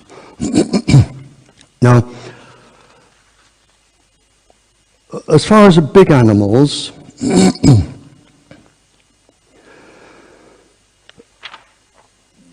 a farmer found that when his cows were near transmitters, they had birth defects. They also gave less milk and less or poorer quality milk. And this was written up and published, but it's not the only study.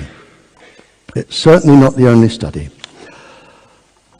Here, the Bavarian state government found that when you moved cattle away from transmitters, they recovered.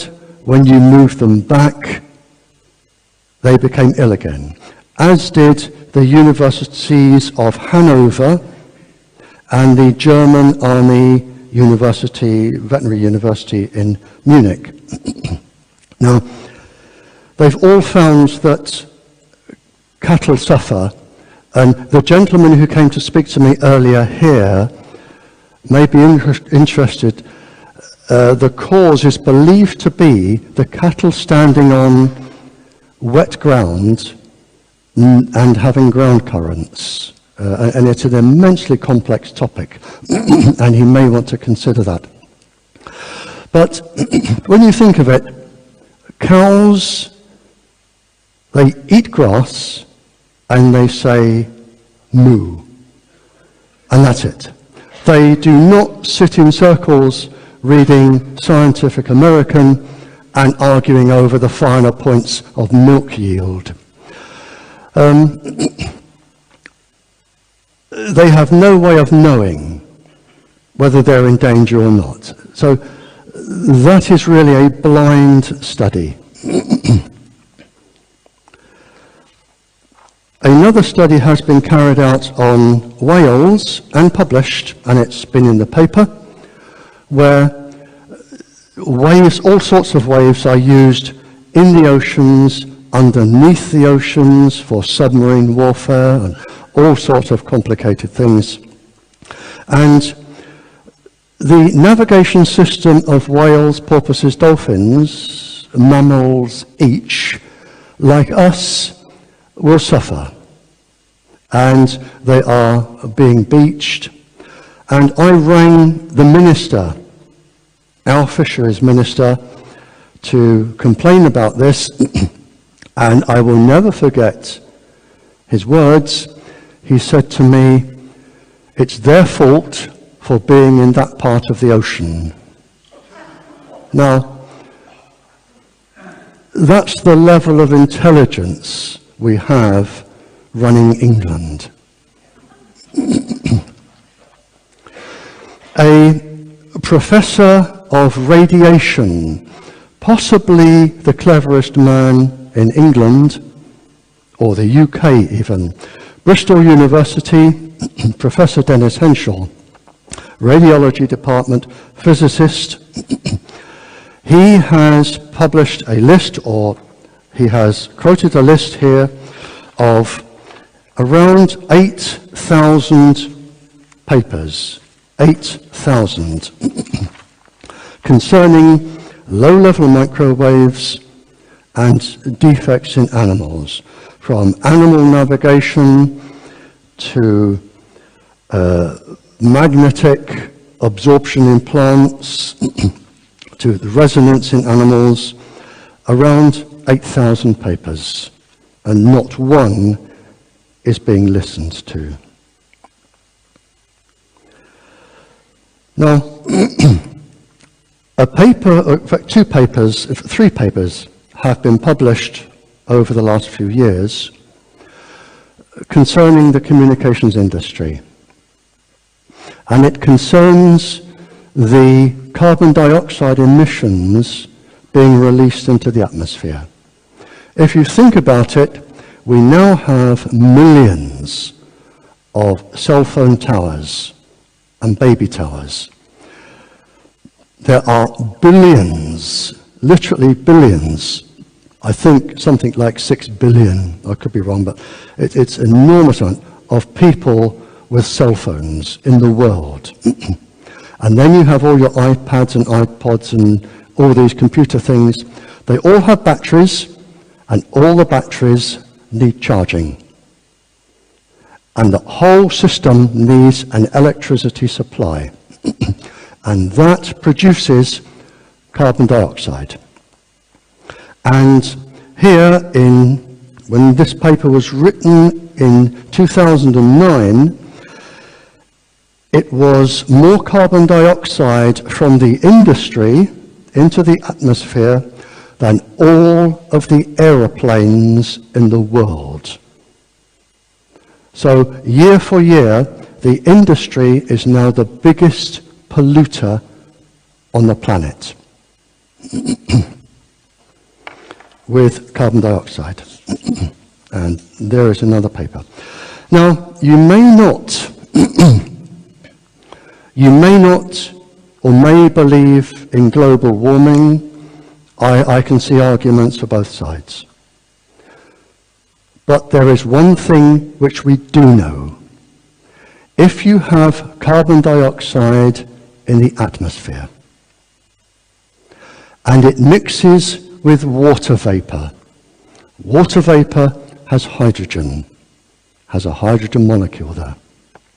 The hydrogen will join with the carbon dioxide and make carbonic acid.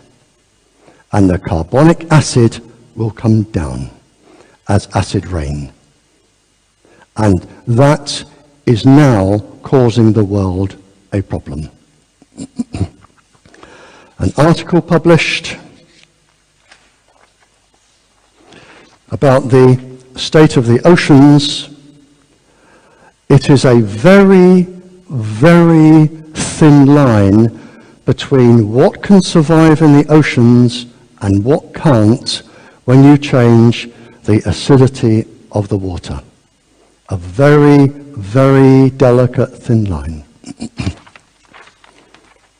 And it may interest the people causing this to know that most of our oxygen on this planet does not come from trees, it comes from the plankton in the oceans. And it says here, carbon dioxide emissions are making the oceans more acidic, imperiling the growth and reproductive species of plankton to squid.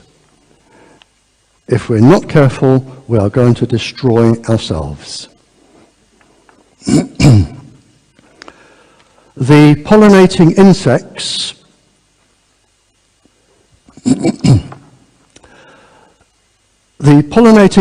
and I'm going to come to this in a few pages' time. If we destroy the pollinating insects annually, if the cost of food does not go up, if we destroy the pollinating insects annually, it will cost this planet $0.4 trillion in lost production. And that has to be made up. And that will be made up by a rise in the cost of living. $0.4 trillion. And this is the Times producing this. Not a scientist sitting down with nothing to do on a wet Saturday afternoon. It's the Times. The total cost of the environment, the whole environment, to the world, if we go as far as to ruin it, I think I did have, here it is. The total cost of the entire environment, if we use it, is 33 trillion a year. And somebody will have to pay for that. The more that gets ruined, the more you have to pay. And the health costs are going to go up. In 2002, it was estimated that 9.8 million Americans were off work sick because of electromagnetic illness. 9.8 million, and that was 10 years ago. I haven't seen a figure since. So, what are the governments doing about it? You could guess what I'm going to say here, can't you? I saw my Member of Parliament, Mel Stride. I saw my Member of Parliament and I explained the problem to him that was taking place in England. And I said, please may I have a short interview with the Prime Minister. I was particularly worried about Wi-Fi and the future generations.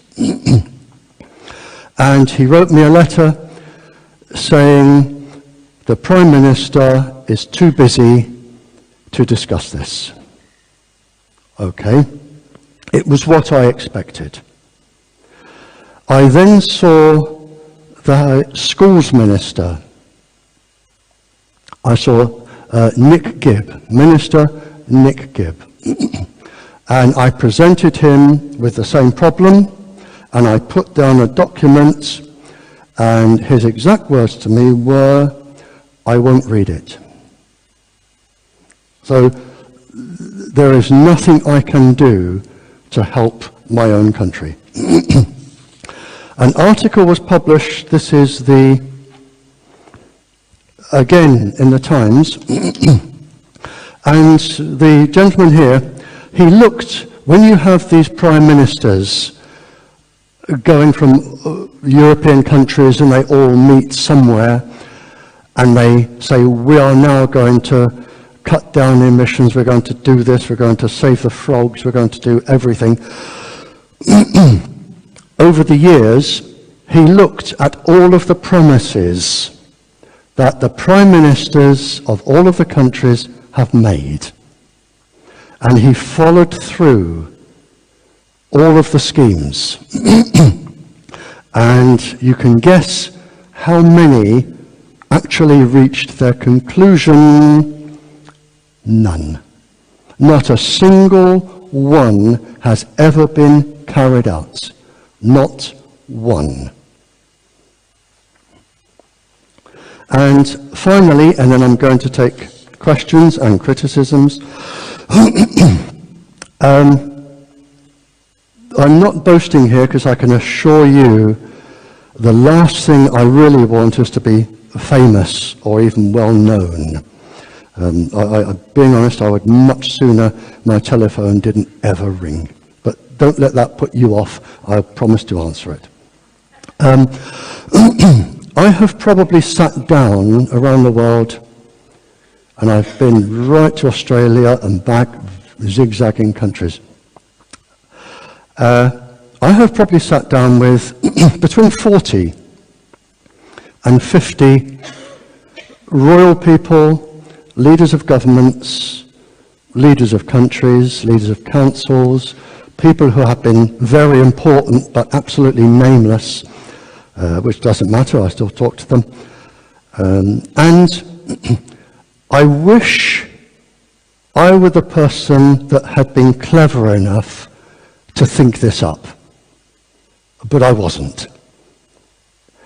I found that when I was sitting down talking to them, the same story started to repeat itself, sometimes with more pieces, sometimes with less. And one king summed it up beautifully. We were sitting down, having a meal, and he just leaned forward on the table and he said, I can tell you what's happening, Barry. He said, I am losing the viability of my country.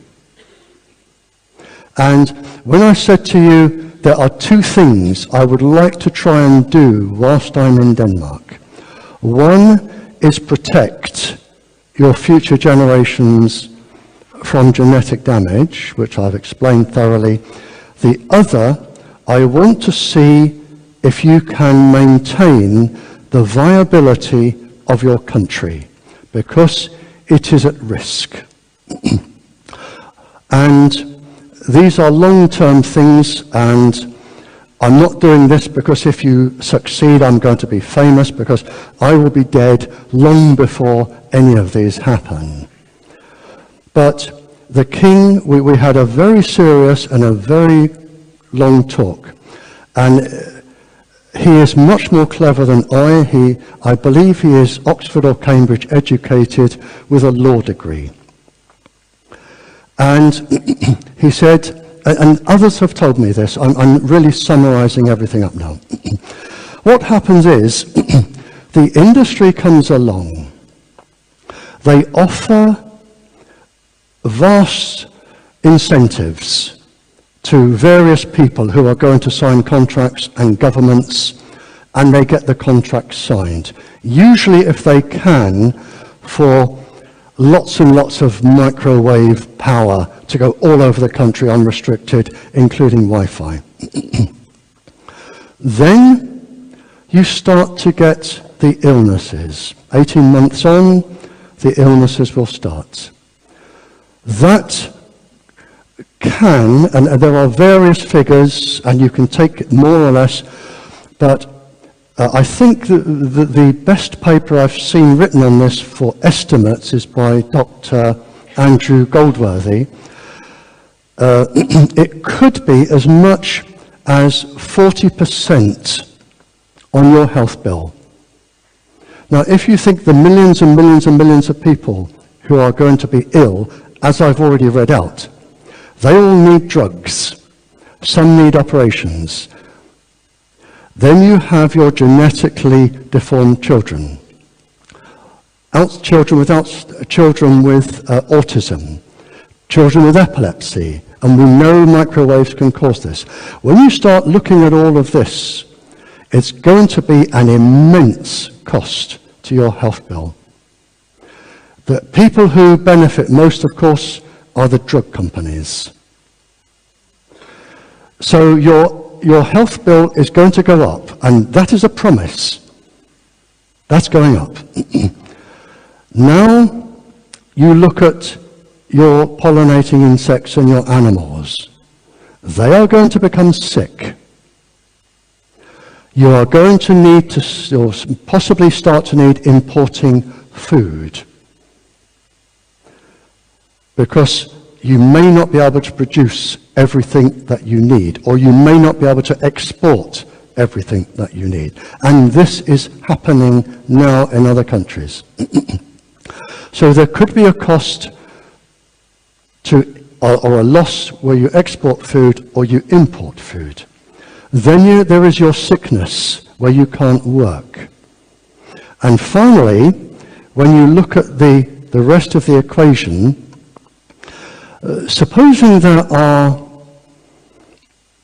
1 million cell phones in Denmark, 1 million cell phones in Denmark, and supposing the bill for each person on average is one of your kroners a day.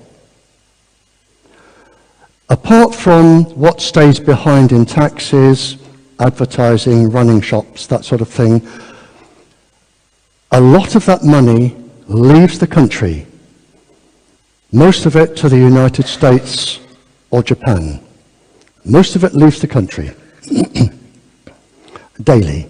And when you total up, and this is the other countries the king's talking to me and people, when you total up the cost of health, the cost to people not working, the food production, the loss to the industries going out, any 5-year-old child that can understand how a money box works, when you put some in and you take more out, will say eventually, and it depends on which country, eventually you are headed for bankruptcy.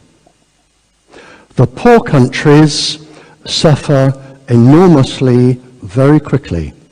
Like the gentleman farmer I told you, who said, I can no longer grow fruit.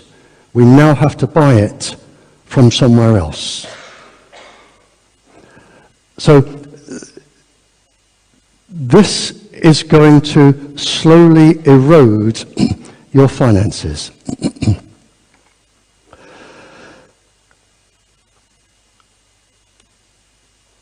The interesting thing that came after this was what people have told me.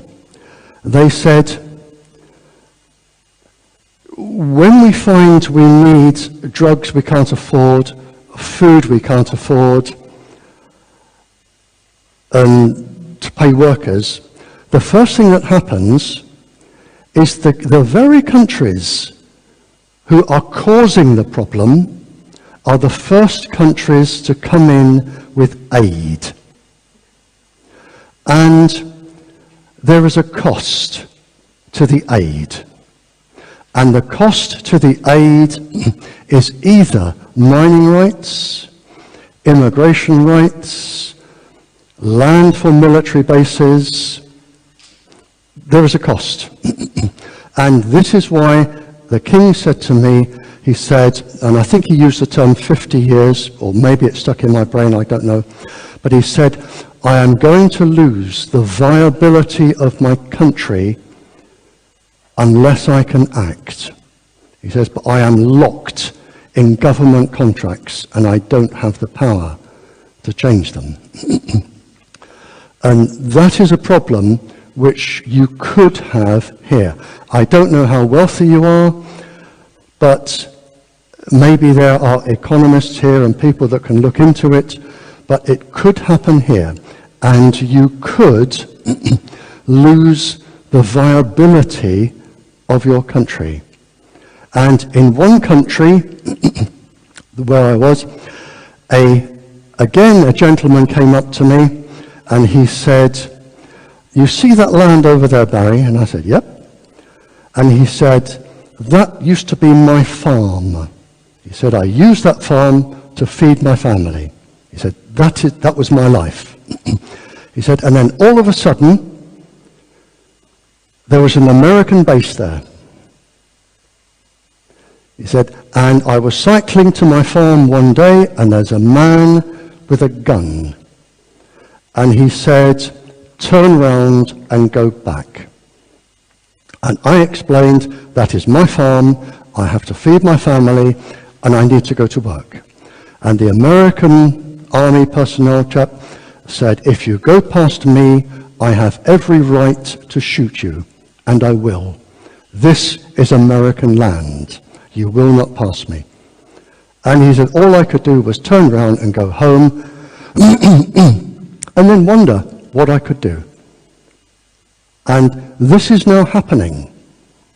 And I am suggesting, I don't know, I'm not a fortune teller, and I don't know much about your country, but it could happen, and it needs to be monitored, and it needs to be looked out for.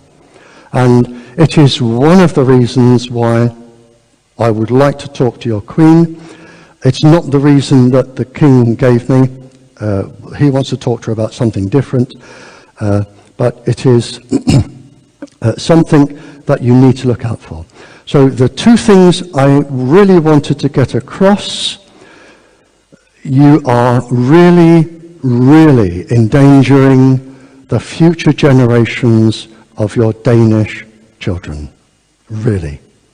And secondly, unless somebody clever monitors this and can talk to somebody in power, you could lose the viability of your country in future years. Thank you. Thank you. Thank you. Right. I'll give my address before I forget. If anyone has a pen,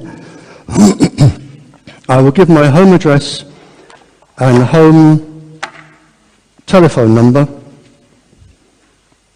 if anybody wants it. You need to a lot of the papers I've had published or written are on the internet, but you need to be able to spell my name correctly. It is Barrie with an I-E, B-A-R-R-I-E, B-A-R-R-I-E. It is Barrie Trower, T-R-O-W-E-R, Barrie Trower. And my address is Trower, T-R-O-W-E-R. My address is number 3, Flowers Meadow,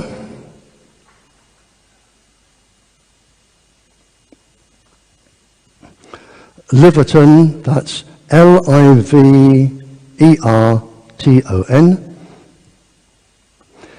Devon, D-E-V-O-N, and the postcode is T for Tommy, Q for Quebec, the number 12, 1, 2,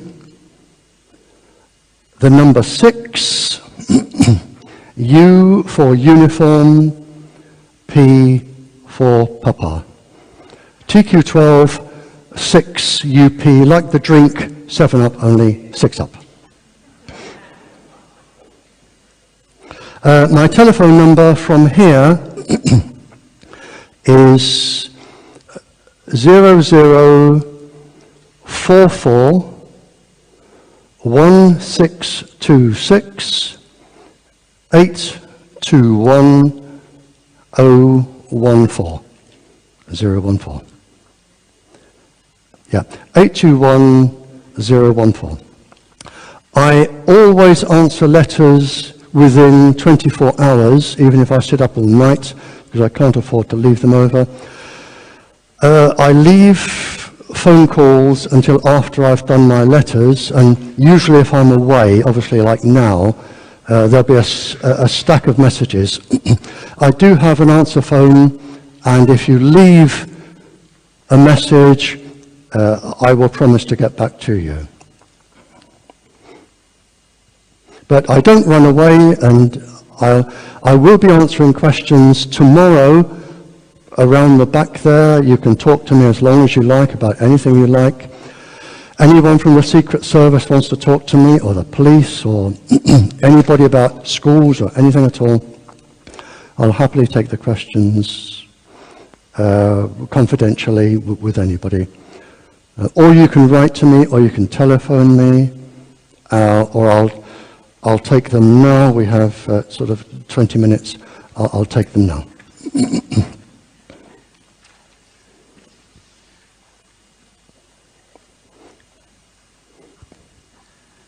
Hello. First of all, thank you for a nice lecture. Hello, sir. Thank you.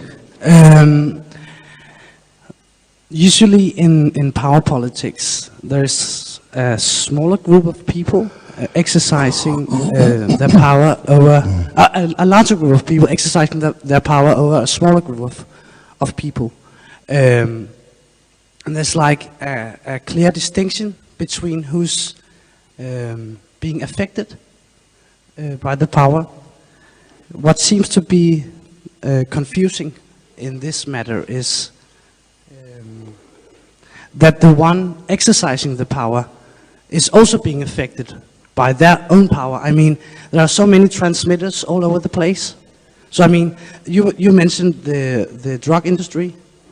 Even though you own a drug industry, you cannot really avoid these transmitters. Well, you're absolutely right, yeah, sir. how do you explain that? I mean, from a rational perspective, it seems stupid to be exercising some kind of power that affects you in return. You know what I mean? Are you, was the first part of your talk, I have trouble here, was the first part of your talk suggesting I come into your politics? Come into what? I become a Danish politician. No, just like biopolitics in general. I see. I used to live in the part of the United. My ancestors all come going right back, all my ancestors come from the very part of the United Kingdom where the Vikings landed. And they settled as farmers. So I'm probably half Viking. So if you want me to be a Danish minister, then yes, I can.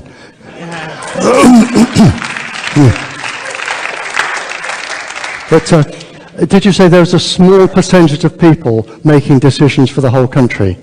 Yes, but I was talking more like in a global way, that everyone is affected by this. Everyone is affected by Everyone this. is affected, even those making the decisions. Yep, you're right, sir. So, and that just seems like a paradox. The problem I find is that I've been to one country, and a professor actually said this publicly, so I can say it. I'm talking about Malta.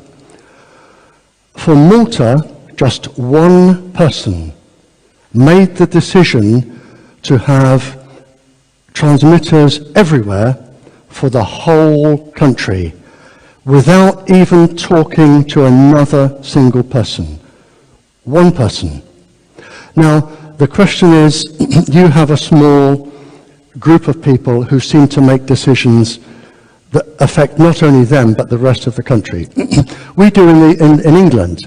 There are probably only about 5 people who make the decisions for the whole of the UK. And why these people do it, I don't know. In England, maybe they're expecting a knighthood, maybe they get a nice big job and a Rolls Royce and a big house, and they think, this is worth it for my life. Maybe they are so selfish that they... But I mean, their kids are still going to a school where there's Wi-Fi. Those people which perhaps are going to get knighted or... The only other reason, unless they're so selfish that they think I'm going to take all of this and they can suffer, is it's what I call intentional ignorance. They are deliberately ignorant. Like when I gave the minister my document and he said, I won't read it. Maybe they are scared to read these things because if they do, they know they will have to act. If you write to them, they won't reply. Because if they reply, it means they've read it. It's what I call intentional ignorance. I don't know why they do it. I don't know what sort of people they are. My vocabulary can't even think of a word to describe them. I can't even think of anything to describe that sort of person that will let his own countrymen and women and children suffer for that reason. And say with Wi-Fi in schools. I can't even think of a word that describes them.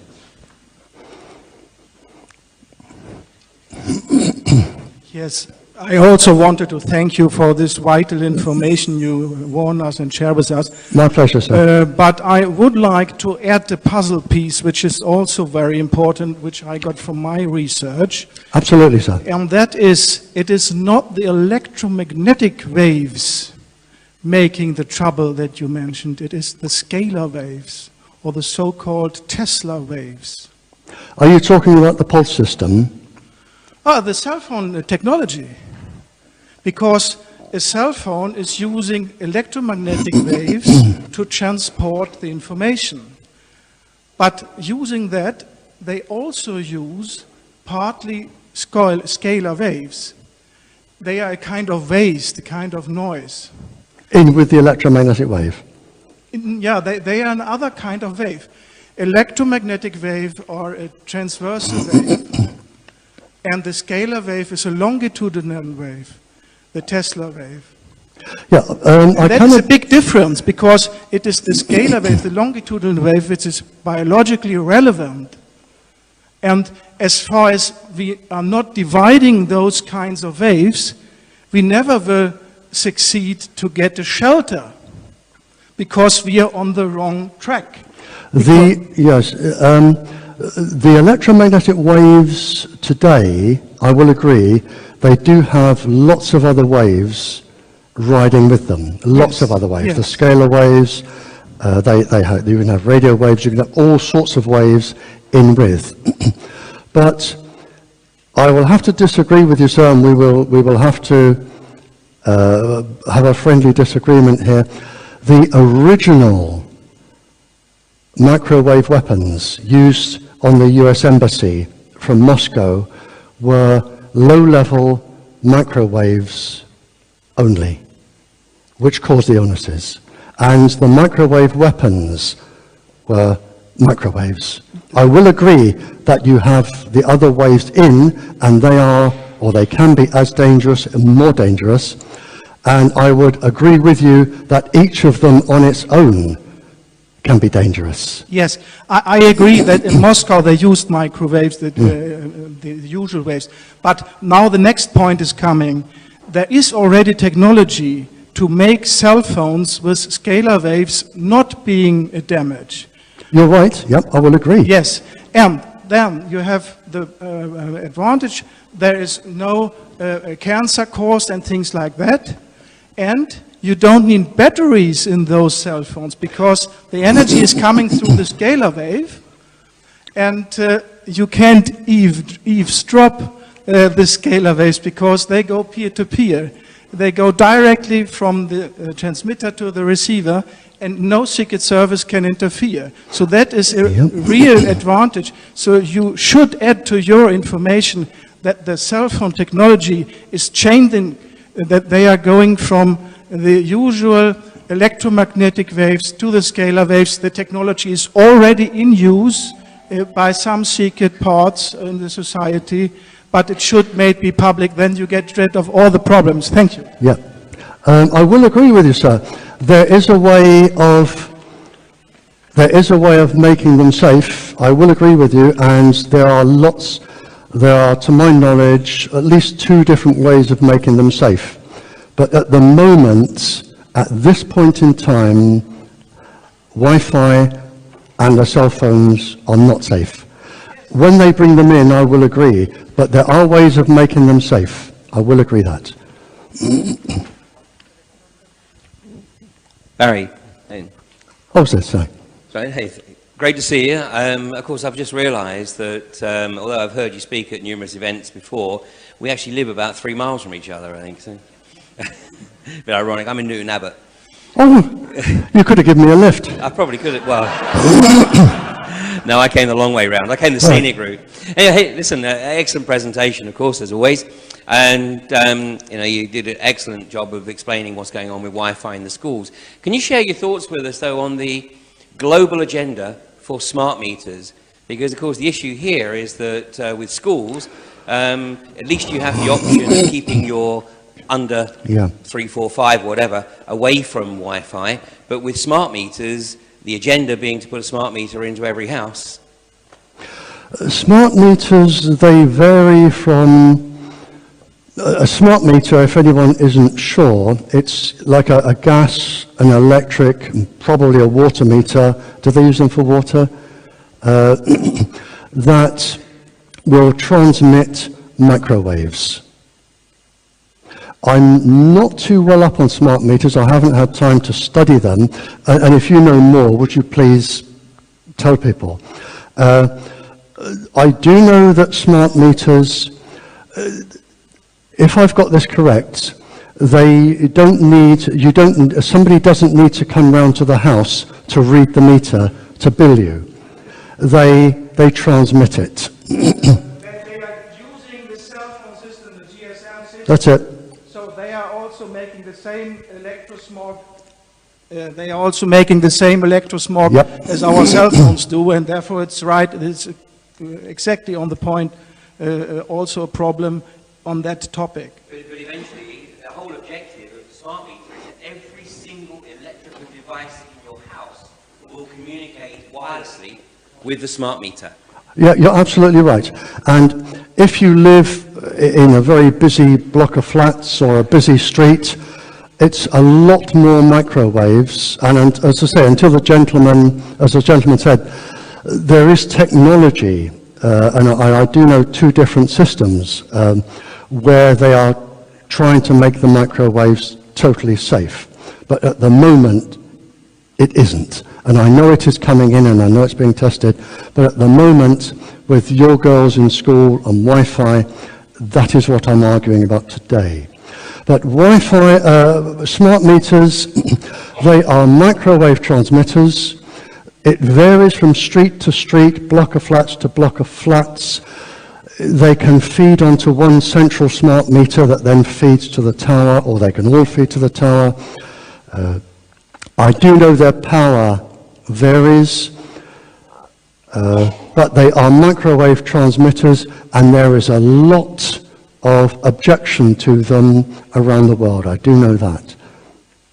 But I haven't had time to study smart meters. I'm still too busy doing all this. But I do know that there are people writing papers on smart meters and analyzing them and studying them. It's such a big area, this, and you're better off going to a computer and putting in smart meter and seeing what's been published. But they are microwave transmitters, without a shadow of a doubt. And they will carry the same risks as any other microwave transmitter. And depending where your bedroom is, I suppose, in the house, or where they are, could depend on how much at risk you are. Is that okay? I don't really know much about smart meters, I must confess. I can just add a comment here, because in my house in Silkeborg I have got a smart meter installed, and I got this tickling with my eye when he started to remove the old one, because I also have known a lot about this discussions on the internet. And so I called the electrical company and said, what is the plan with this? Can I now expect that microwave communication is going out here? And he said that, and the other thing was that the name of this smart meter was Echelon. So in my business, so I called and I got a very nice guy at the electric company who explained for me that there were two possibilities with smart meters. There are the possibility that the communication are going through the copper, as today, through the wire, or it can go wireless. And I said to him that I was happy to hear that, and he also explained for me it was going through the wire from my house. If I would like to have some of the benefits in the future, for example, the burglar alarm or anything else, watching how much electricity my freezer would use, whatever, then it could go in remote, what do you call that, wireless, or it could go via copper, the wire again. So if I installed the wire and was willing to pay for it, I could have nearly the same advantages at this smart meter as I have wireless. So I think if any of you are in questions about that, call your electricity company and say you're willing to pay to get extra wire installed in the house to get the advantages. Sorry? Did you say, just out of curiosity, that your skin became itchy when it was there? Yeah, my eye, you know. Okay. Yeah. I suppose if you have a smart meter, and I'm just guessing here, if you have a smart meter in a cupboard, you could line the cupboards. Do they actually go into the house and read things? Yeah. Oh, you couldn't line the cupboard then, no, that wouldn't work. Yeah, the microwaves go through the house to read electrical things. Yeah. But I mean, the ultimate plan is not reading, it's literally global. Right. So if you have a child's cot and the child has a warming blanket and maybe one of these electrical things that goes around, it will send a beam to the child's cot, read the electricity being used, and bring it back. Well, that says enough, doesn't it?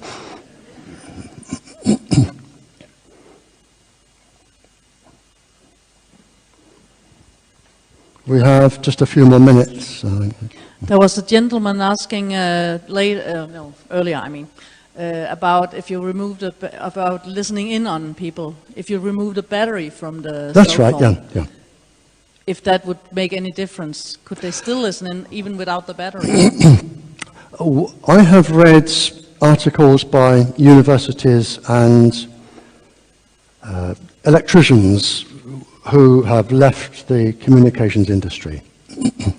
Now, if you take, the gentleman's right, if you take the battery out, technically it will not work. And they cannot use it to listen in or do anything, if you take the battery out. If the battery is in and it's turned off, one of the other things they can do, and people don't appreciate this, they can use you as a transmitter. In other words, if there is a person making a call over there, and the cell phone tower is over there, slightly out of range, it is possible with some sets for the person's call, without your knowledge, to come into your phone, be boosted, and forwarded to the transmitter. Then the transmitter will reply, and it will go back, and it is using your battery. People don't realize that. So if some people, if they think, I'm going to turn my cell phone off because I don't want the microwaves, it can still be used as a transmitter. And what I say is, by all means, I'm not saying that they're a bad invention. I think if you break down on a lonely road or you're in a life and death situation, it is a brilliant thing to have. And the industry can be made safe. As the gentleman said, there are ways of changing the waves to make them safe. You can also, as they've done in Salzburg, you can turn the power down so that no more than a certain amount of power reaches any single person. There are ways to make it safe. Wi-Fi can be made totally safe. What I would recommend is you carry your cell phone in either what is known as a Faraday cage, which is like a wire mesh bag, that nothing can get in or out, or a child's metal school tin that they put their protractors in, or something like that. Sorry, there's a question over here. Yes, sir. Okay, sir. Yeah, please tell me. Is that the Faraday cage? Yes. Yep. The truth is that I have access to a periodic system where there is 24 elements before hydrogen. These are the elements that are in space, and these are the elements that makes it possible to communicate with spaceships. Without these elements, communication would be impossible. There is no known substance that is able to stop vibrations in these matters. And when you make a cell phone, you want to make it as small as possible. When you do that, the ordinary radio waves you talk about, they are emitted, but they are weak. And then there comes the pressure waves that some call scalar waves. And these waves cannot be stopped by anything. Nothing. There are... And the reason the phone companies do this is that it improves the cover of the cell phone net in cellars and inside big buildings. Yeah, I would disagree with two things there, sir. Yes. There are metal mesh bags which I have seen, which can stop the transmissions going in and out. Yes, they can stop ordinary radio waves, but they cannot stop the other waves. Yes, there is Okay. a very famous experiment. If you put a cell phone in a microwave oven, microwave oven is a Faraday cage. It is meant to be. And no electromagnetic radiation is able to pass through. But if you put your cell phone in the microwave oven and let somebody from the audience make a call, it will give the signal and you see the light, it's getting through because the scalar waves are getting through. That's the point. And we know that because we are very strongly engaged in mind control. And I'm living in Stockholm, in Sweden, and when I started for my internet TV channel, White TV, to pinpoint and focus on mind control, I got a hint from the Swedish Secret Service. And they said, hey boy, they are using scalar waves. And that's why the targeted individuals, the victims from mind control, never get a shelter in a Faraday cage, because one of the first steps those poor people do, they go into a Faraday cage, and nothing is better, because it's the scalar waves coming through.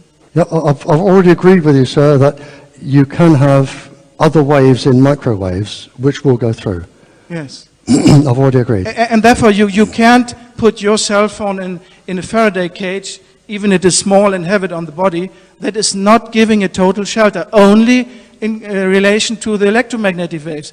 But that are not those making the big trouble. One question from me. If you make a flight mode on the cell phone, is this really safe, or can they eavesdrop even on the flight mode? I'm sorry, I didn't understand the question. Okay? In the cell phones, you have a possibility when you are in the airplane to switch on the so-called flight mode. Oh yeah, yeah. And then you can play with it and do anything, but the radiation is stopped. My question is, can they eavesdrop on you even if you have the flight mode on? In an aeroplane, if you have flight mode on, can you be eavesdropped? Not on the aeroplane. You make the flight mode downstairs here. I don't know the power of flight mode, I'm sorry.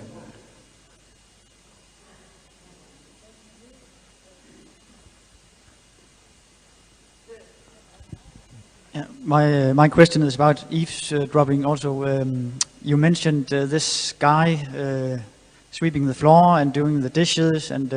Oh, the spies. Sorry, we're back to spies. Yep. Yeah, you said he was the man that agencies and governments was most interested in, and that really woke my curiosity, because why is that? If you look, there's a lot of rubbish written about secret agents. James Bond, which is of course very fictitious, is military intelligence. James Bond is not a secret agent, and he's not a spy. He is military intelligence. A spy, as in the Cold War, when I was talking to them, a spy is somebody who has been trained in a country for around 5 years and smuggled in to another country, usually the United States or England, and their sole purpose is to find people who can be blackmailed. If you're not an intelligence agent and not a spy, and if you're an intelligence officer, if you're not an intelligence officer and you're not a spy, I was an agent. I don't like the term secret agent because people think of James Bond, and I wasn't James Bond. I was an agent. An agent is a gatherer of information which is secret. And that is much different to a spy. Now, with the spies, they will come in, usually in the Cold War during the Cuban Missile Crisis, when we were nearly at war. You would have as many as one a day coming into a country. And the job of the spy was, first of all, to you need work permits, you need a birth certificate, you need identity. And a spy that already has these would focus on people with ordinary jobs. And the best person to focus on, or the best person to, if you could become a spy, the best job you could get would be the cleaner of an office block. Because if you're the cleaner, you have keys. And if you have keys, you can get into filing cabinets or rooms. If you get into a room to clean it, somebody else from that country can always give you a key that will open a few drawers. But the main purpose of the spy is to find somebody who can be blackmailed. Now, there are a lot of people who do a lot of things they would not like on the front page of the Sunday newspaper. It may be that you gamble, it may be that you have a mistress or a lover, it may be you look at pornography, or child pornography, it may be whatever. But they are expert in going through rubbish, looking at telephones, studying people. They've studied for 5 years to find out who has a weakness. So if they found that you had a weakness, let's say you had gambling debts, and you didn't want your wife to know, and children to know, an employer, they could relay this information back to a controller. The controller could come up to you and say, hello, I realize that you have this problem, this is what we've got on you. What I would like you to do is sign this form that says you have known this person and they've lost their birth certificate or their identity paper, you recognize them and they can get a new one. Or it may be, if you are an influential person like a doctor or a teacher or a lawyer, it may be that they want you to sign a passport form because you're authorized to sign passports. Or it may be they want you to write a reference to give somebody a job who has been in the country maybe for 5 years. And they will work slowly up. They never expect to go home. When they come into your country, they expect to stay. Now, how they go through their training, and I don't have time to tell you, but a person with an ordinary job is usually the most useful because they have access to buildings for cleaning, they tidy bins, they collect rubbish, and it's a very skilled, slow process where you contact people, you blackmail them, you get them to sign pieces of paper, because you have as many as 7 people a week that need identity papers. And that's not easy. And in the United States and in England, during the Cold War, there were thousands of spies. Thousands. And their main job is blackmail.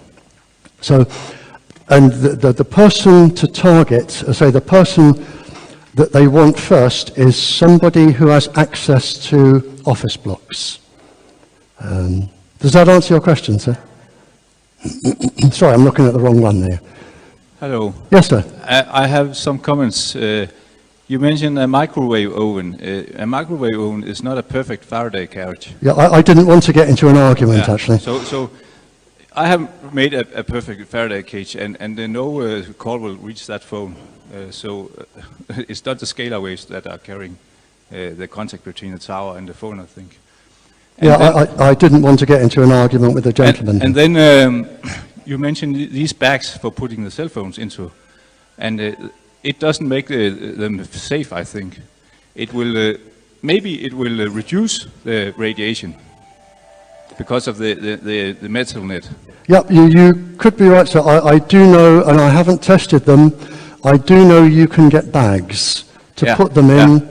And I do know that some police officers are actually putting shielding between the Tetra system and their body. Yeah, that's a good idea, but the other one, the bags are not a good idea, I think, because they will weaken the signal, and when the signal is weakened, the cell phone will turn up its radiation. Yeah, and still the bag will reflect some of that radiation, but there's a hole in the bag, and from that hole the radiation will be much stronger than if the bag is not there. Yep. If there is a hole in the bag, it will come out. You're absolutely right. What should be shielded is the space between you and the cell phone, and not the whole cell phone. You're absolutely right, Sam. You are absolutely right.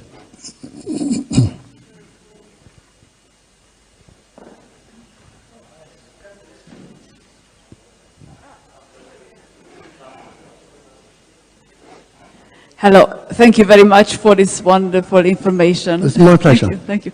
I would just like to, please, I would like to ask you to explain these waves which we have in the brain. I think that you mentioned the theta waves before, and I'm not sure if they are good or bad for the body. If we, I don't know if you can påverka, hur säger man det på engelska? Influence, thank you. I don't know if you can influence the waves in a bad or a good way. Please explain this. Thank you. There are lots of different ways, and for the scientists here, I'm looking at electrically induced phase transduction, rectification, resonance, both cyclotronic resonance and circadian resonance. You have 4 waves in your brain, alpha, beta, delta, and theta, that help the brain go into different states. Now, the best way to describe entrainment is if you're bouncing, you're a very slim young lady. If you're bouncing on a trampoline, you will bounce at your own vibrational frequency that you feel happy with. Now, if a 56-stone man jumps on your trampoline and bounces at his frequency, you will automatically have to bounce at his frequency because you can't stop yours. You can't make him stop. Does that make sense? You will have to bounce as he bounces. Now, that is entrainment. The microwaves with the pulse frequencies, depending whatever's coming into your brain, and I agree with the gentleman, the tetra waves, the telstar waves, what's coming into the brain can act like that. It's called entrainment. They can make your brain change its natural wave. Now, when this 56-stone man jumps off of the trampoline, you will keep bouncing at his frequency until you can get yours back. And it has been published in a British medical paper that just a 2-minute cell phone call from a child can entrain the child's brain for 2 hours. It doesn't mean that a 5-minute call will do 5 hours or 10 minutes, 10 hours. A 2-minute call can entrain the brain for 2 hours. And in that time, the child's brain cannot function properly. Depending on where the waves are, what the waves are doing, will depend on the behavior that the child exhibits. It has been known and it has been measured that in severe cases, long-term potentiation can take up to 6 weeks before the body can come back to its normal state. Now you have, as I said earlier, other vibrational frequencies in the body. Lots of organs vibrate. There are lots of different pulse frequencies, modulation frequencies, lots of different waves, piggybacking on waves. They are enormous complex systems now, where you have waves coming into the body. They can affect the normal wave function of the cells. For instance, at the tetra frequency of around 16, 17 pulses or modulations a second, we know that that can affect water.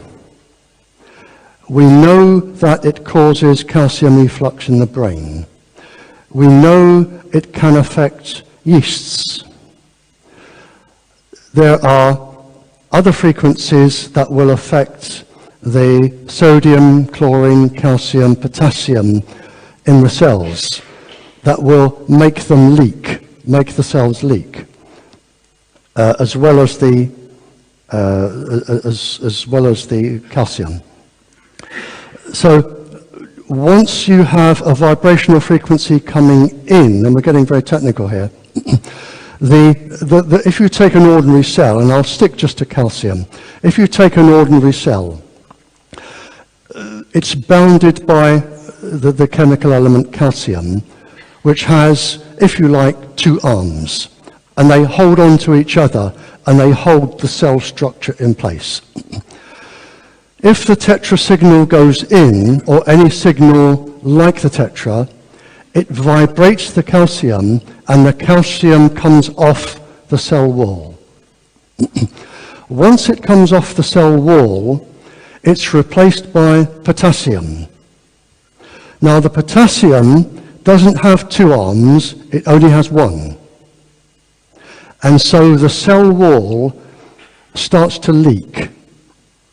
And when you get leakage, there is a chemical process from the lysosomes in the cell and the heat shock proteins. There are messages that go through to the DNA. For the scientists, you have the adenosine triphosphate double bond is compromised with the oxygen and hydrogen and sodium.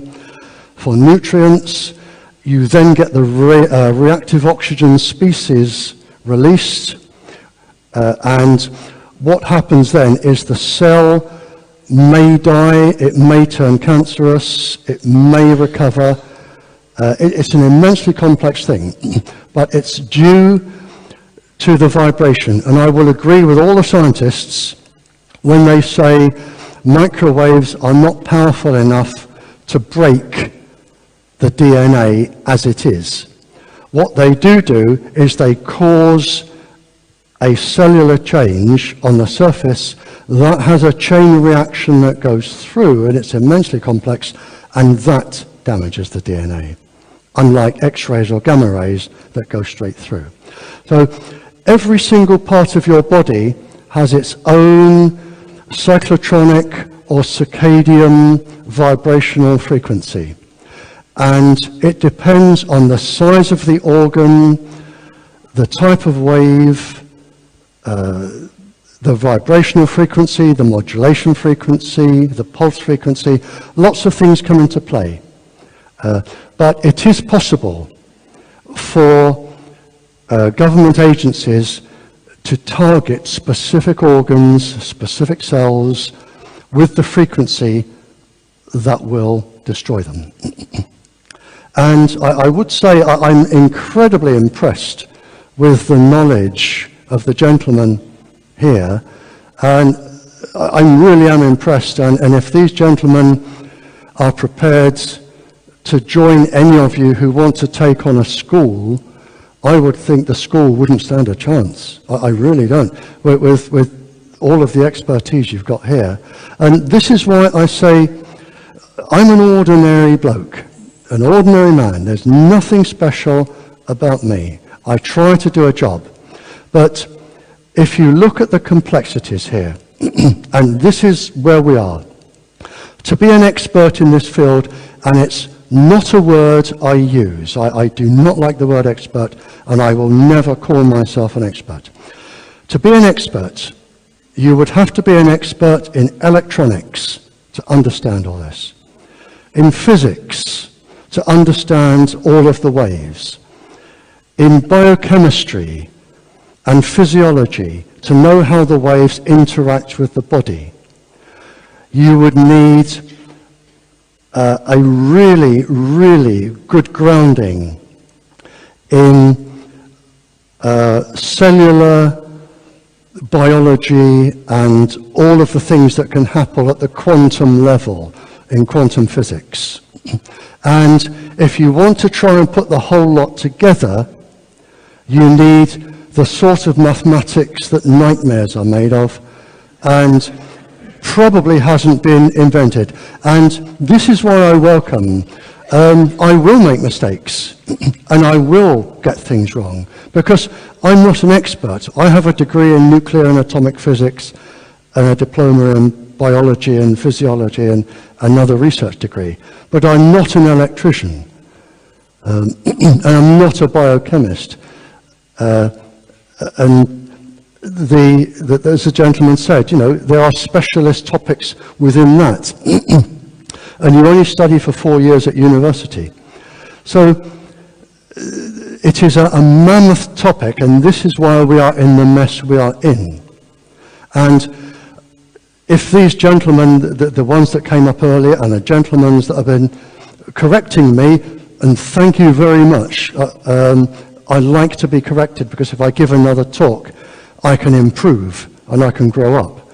And if you want to take on a school, or you want to fight a battle, call in the people that have argued with me. I'm sure they will win for you, because they're good.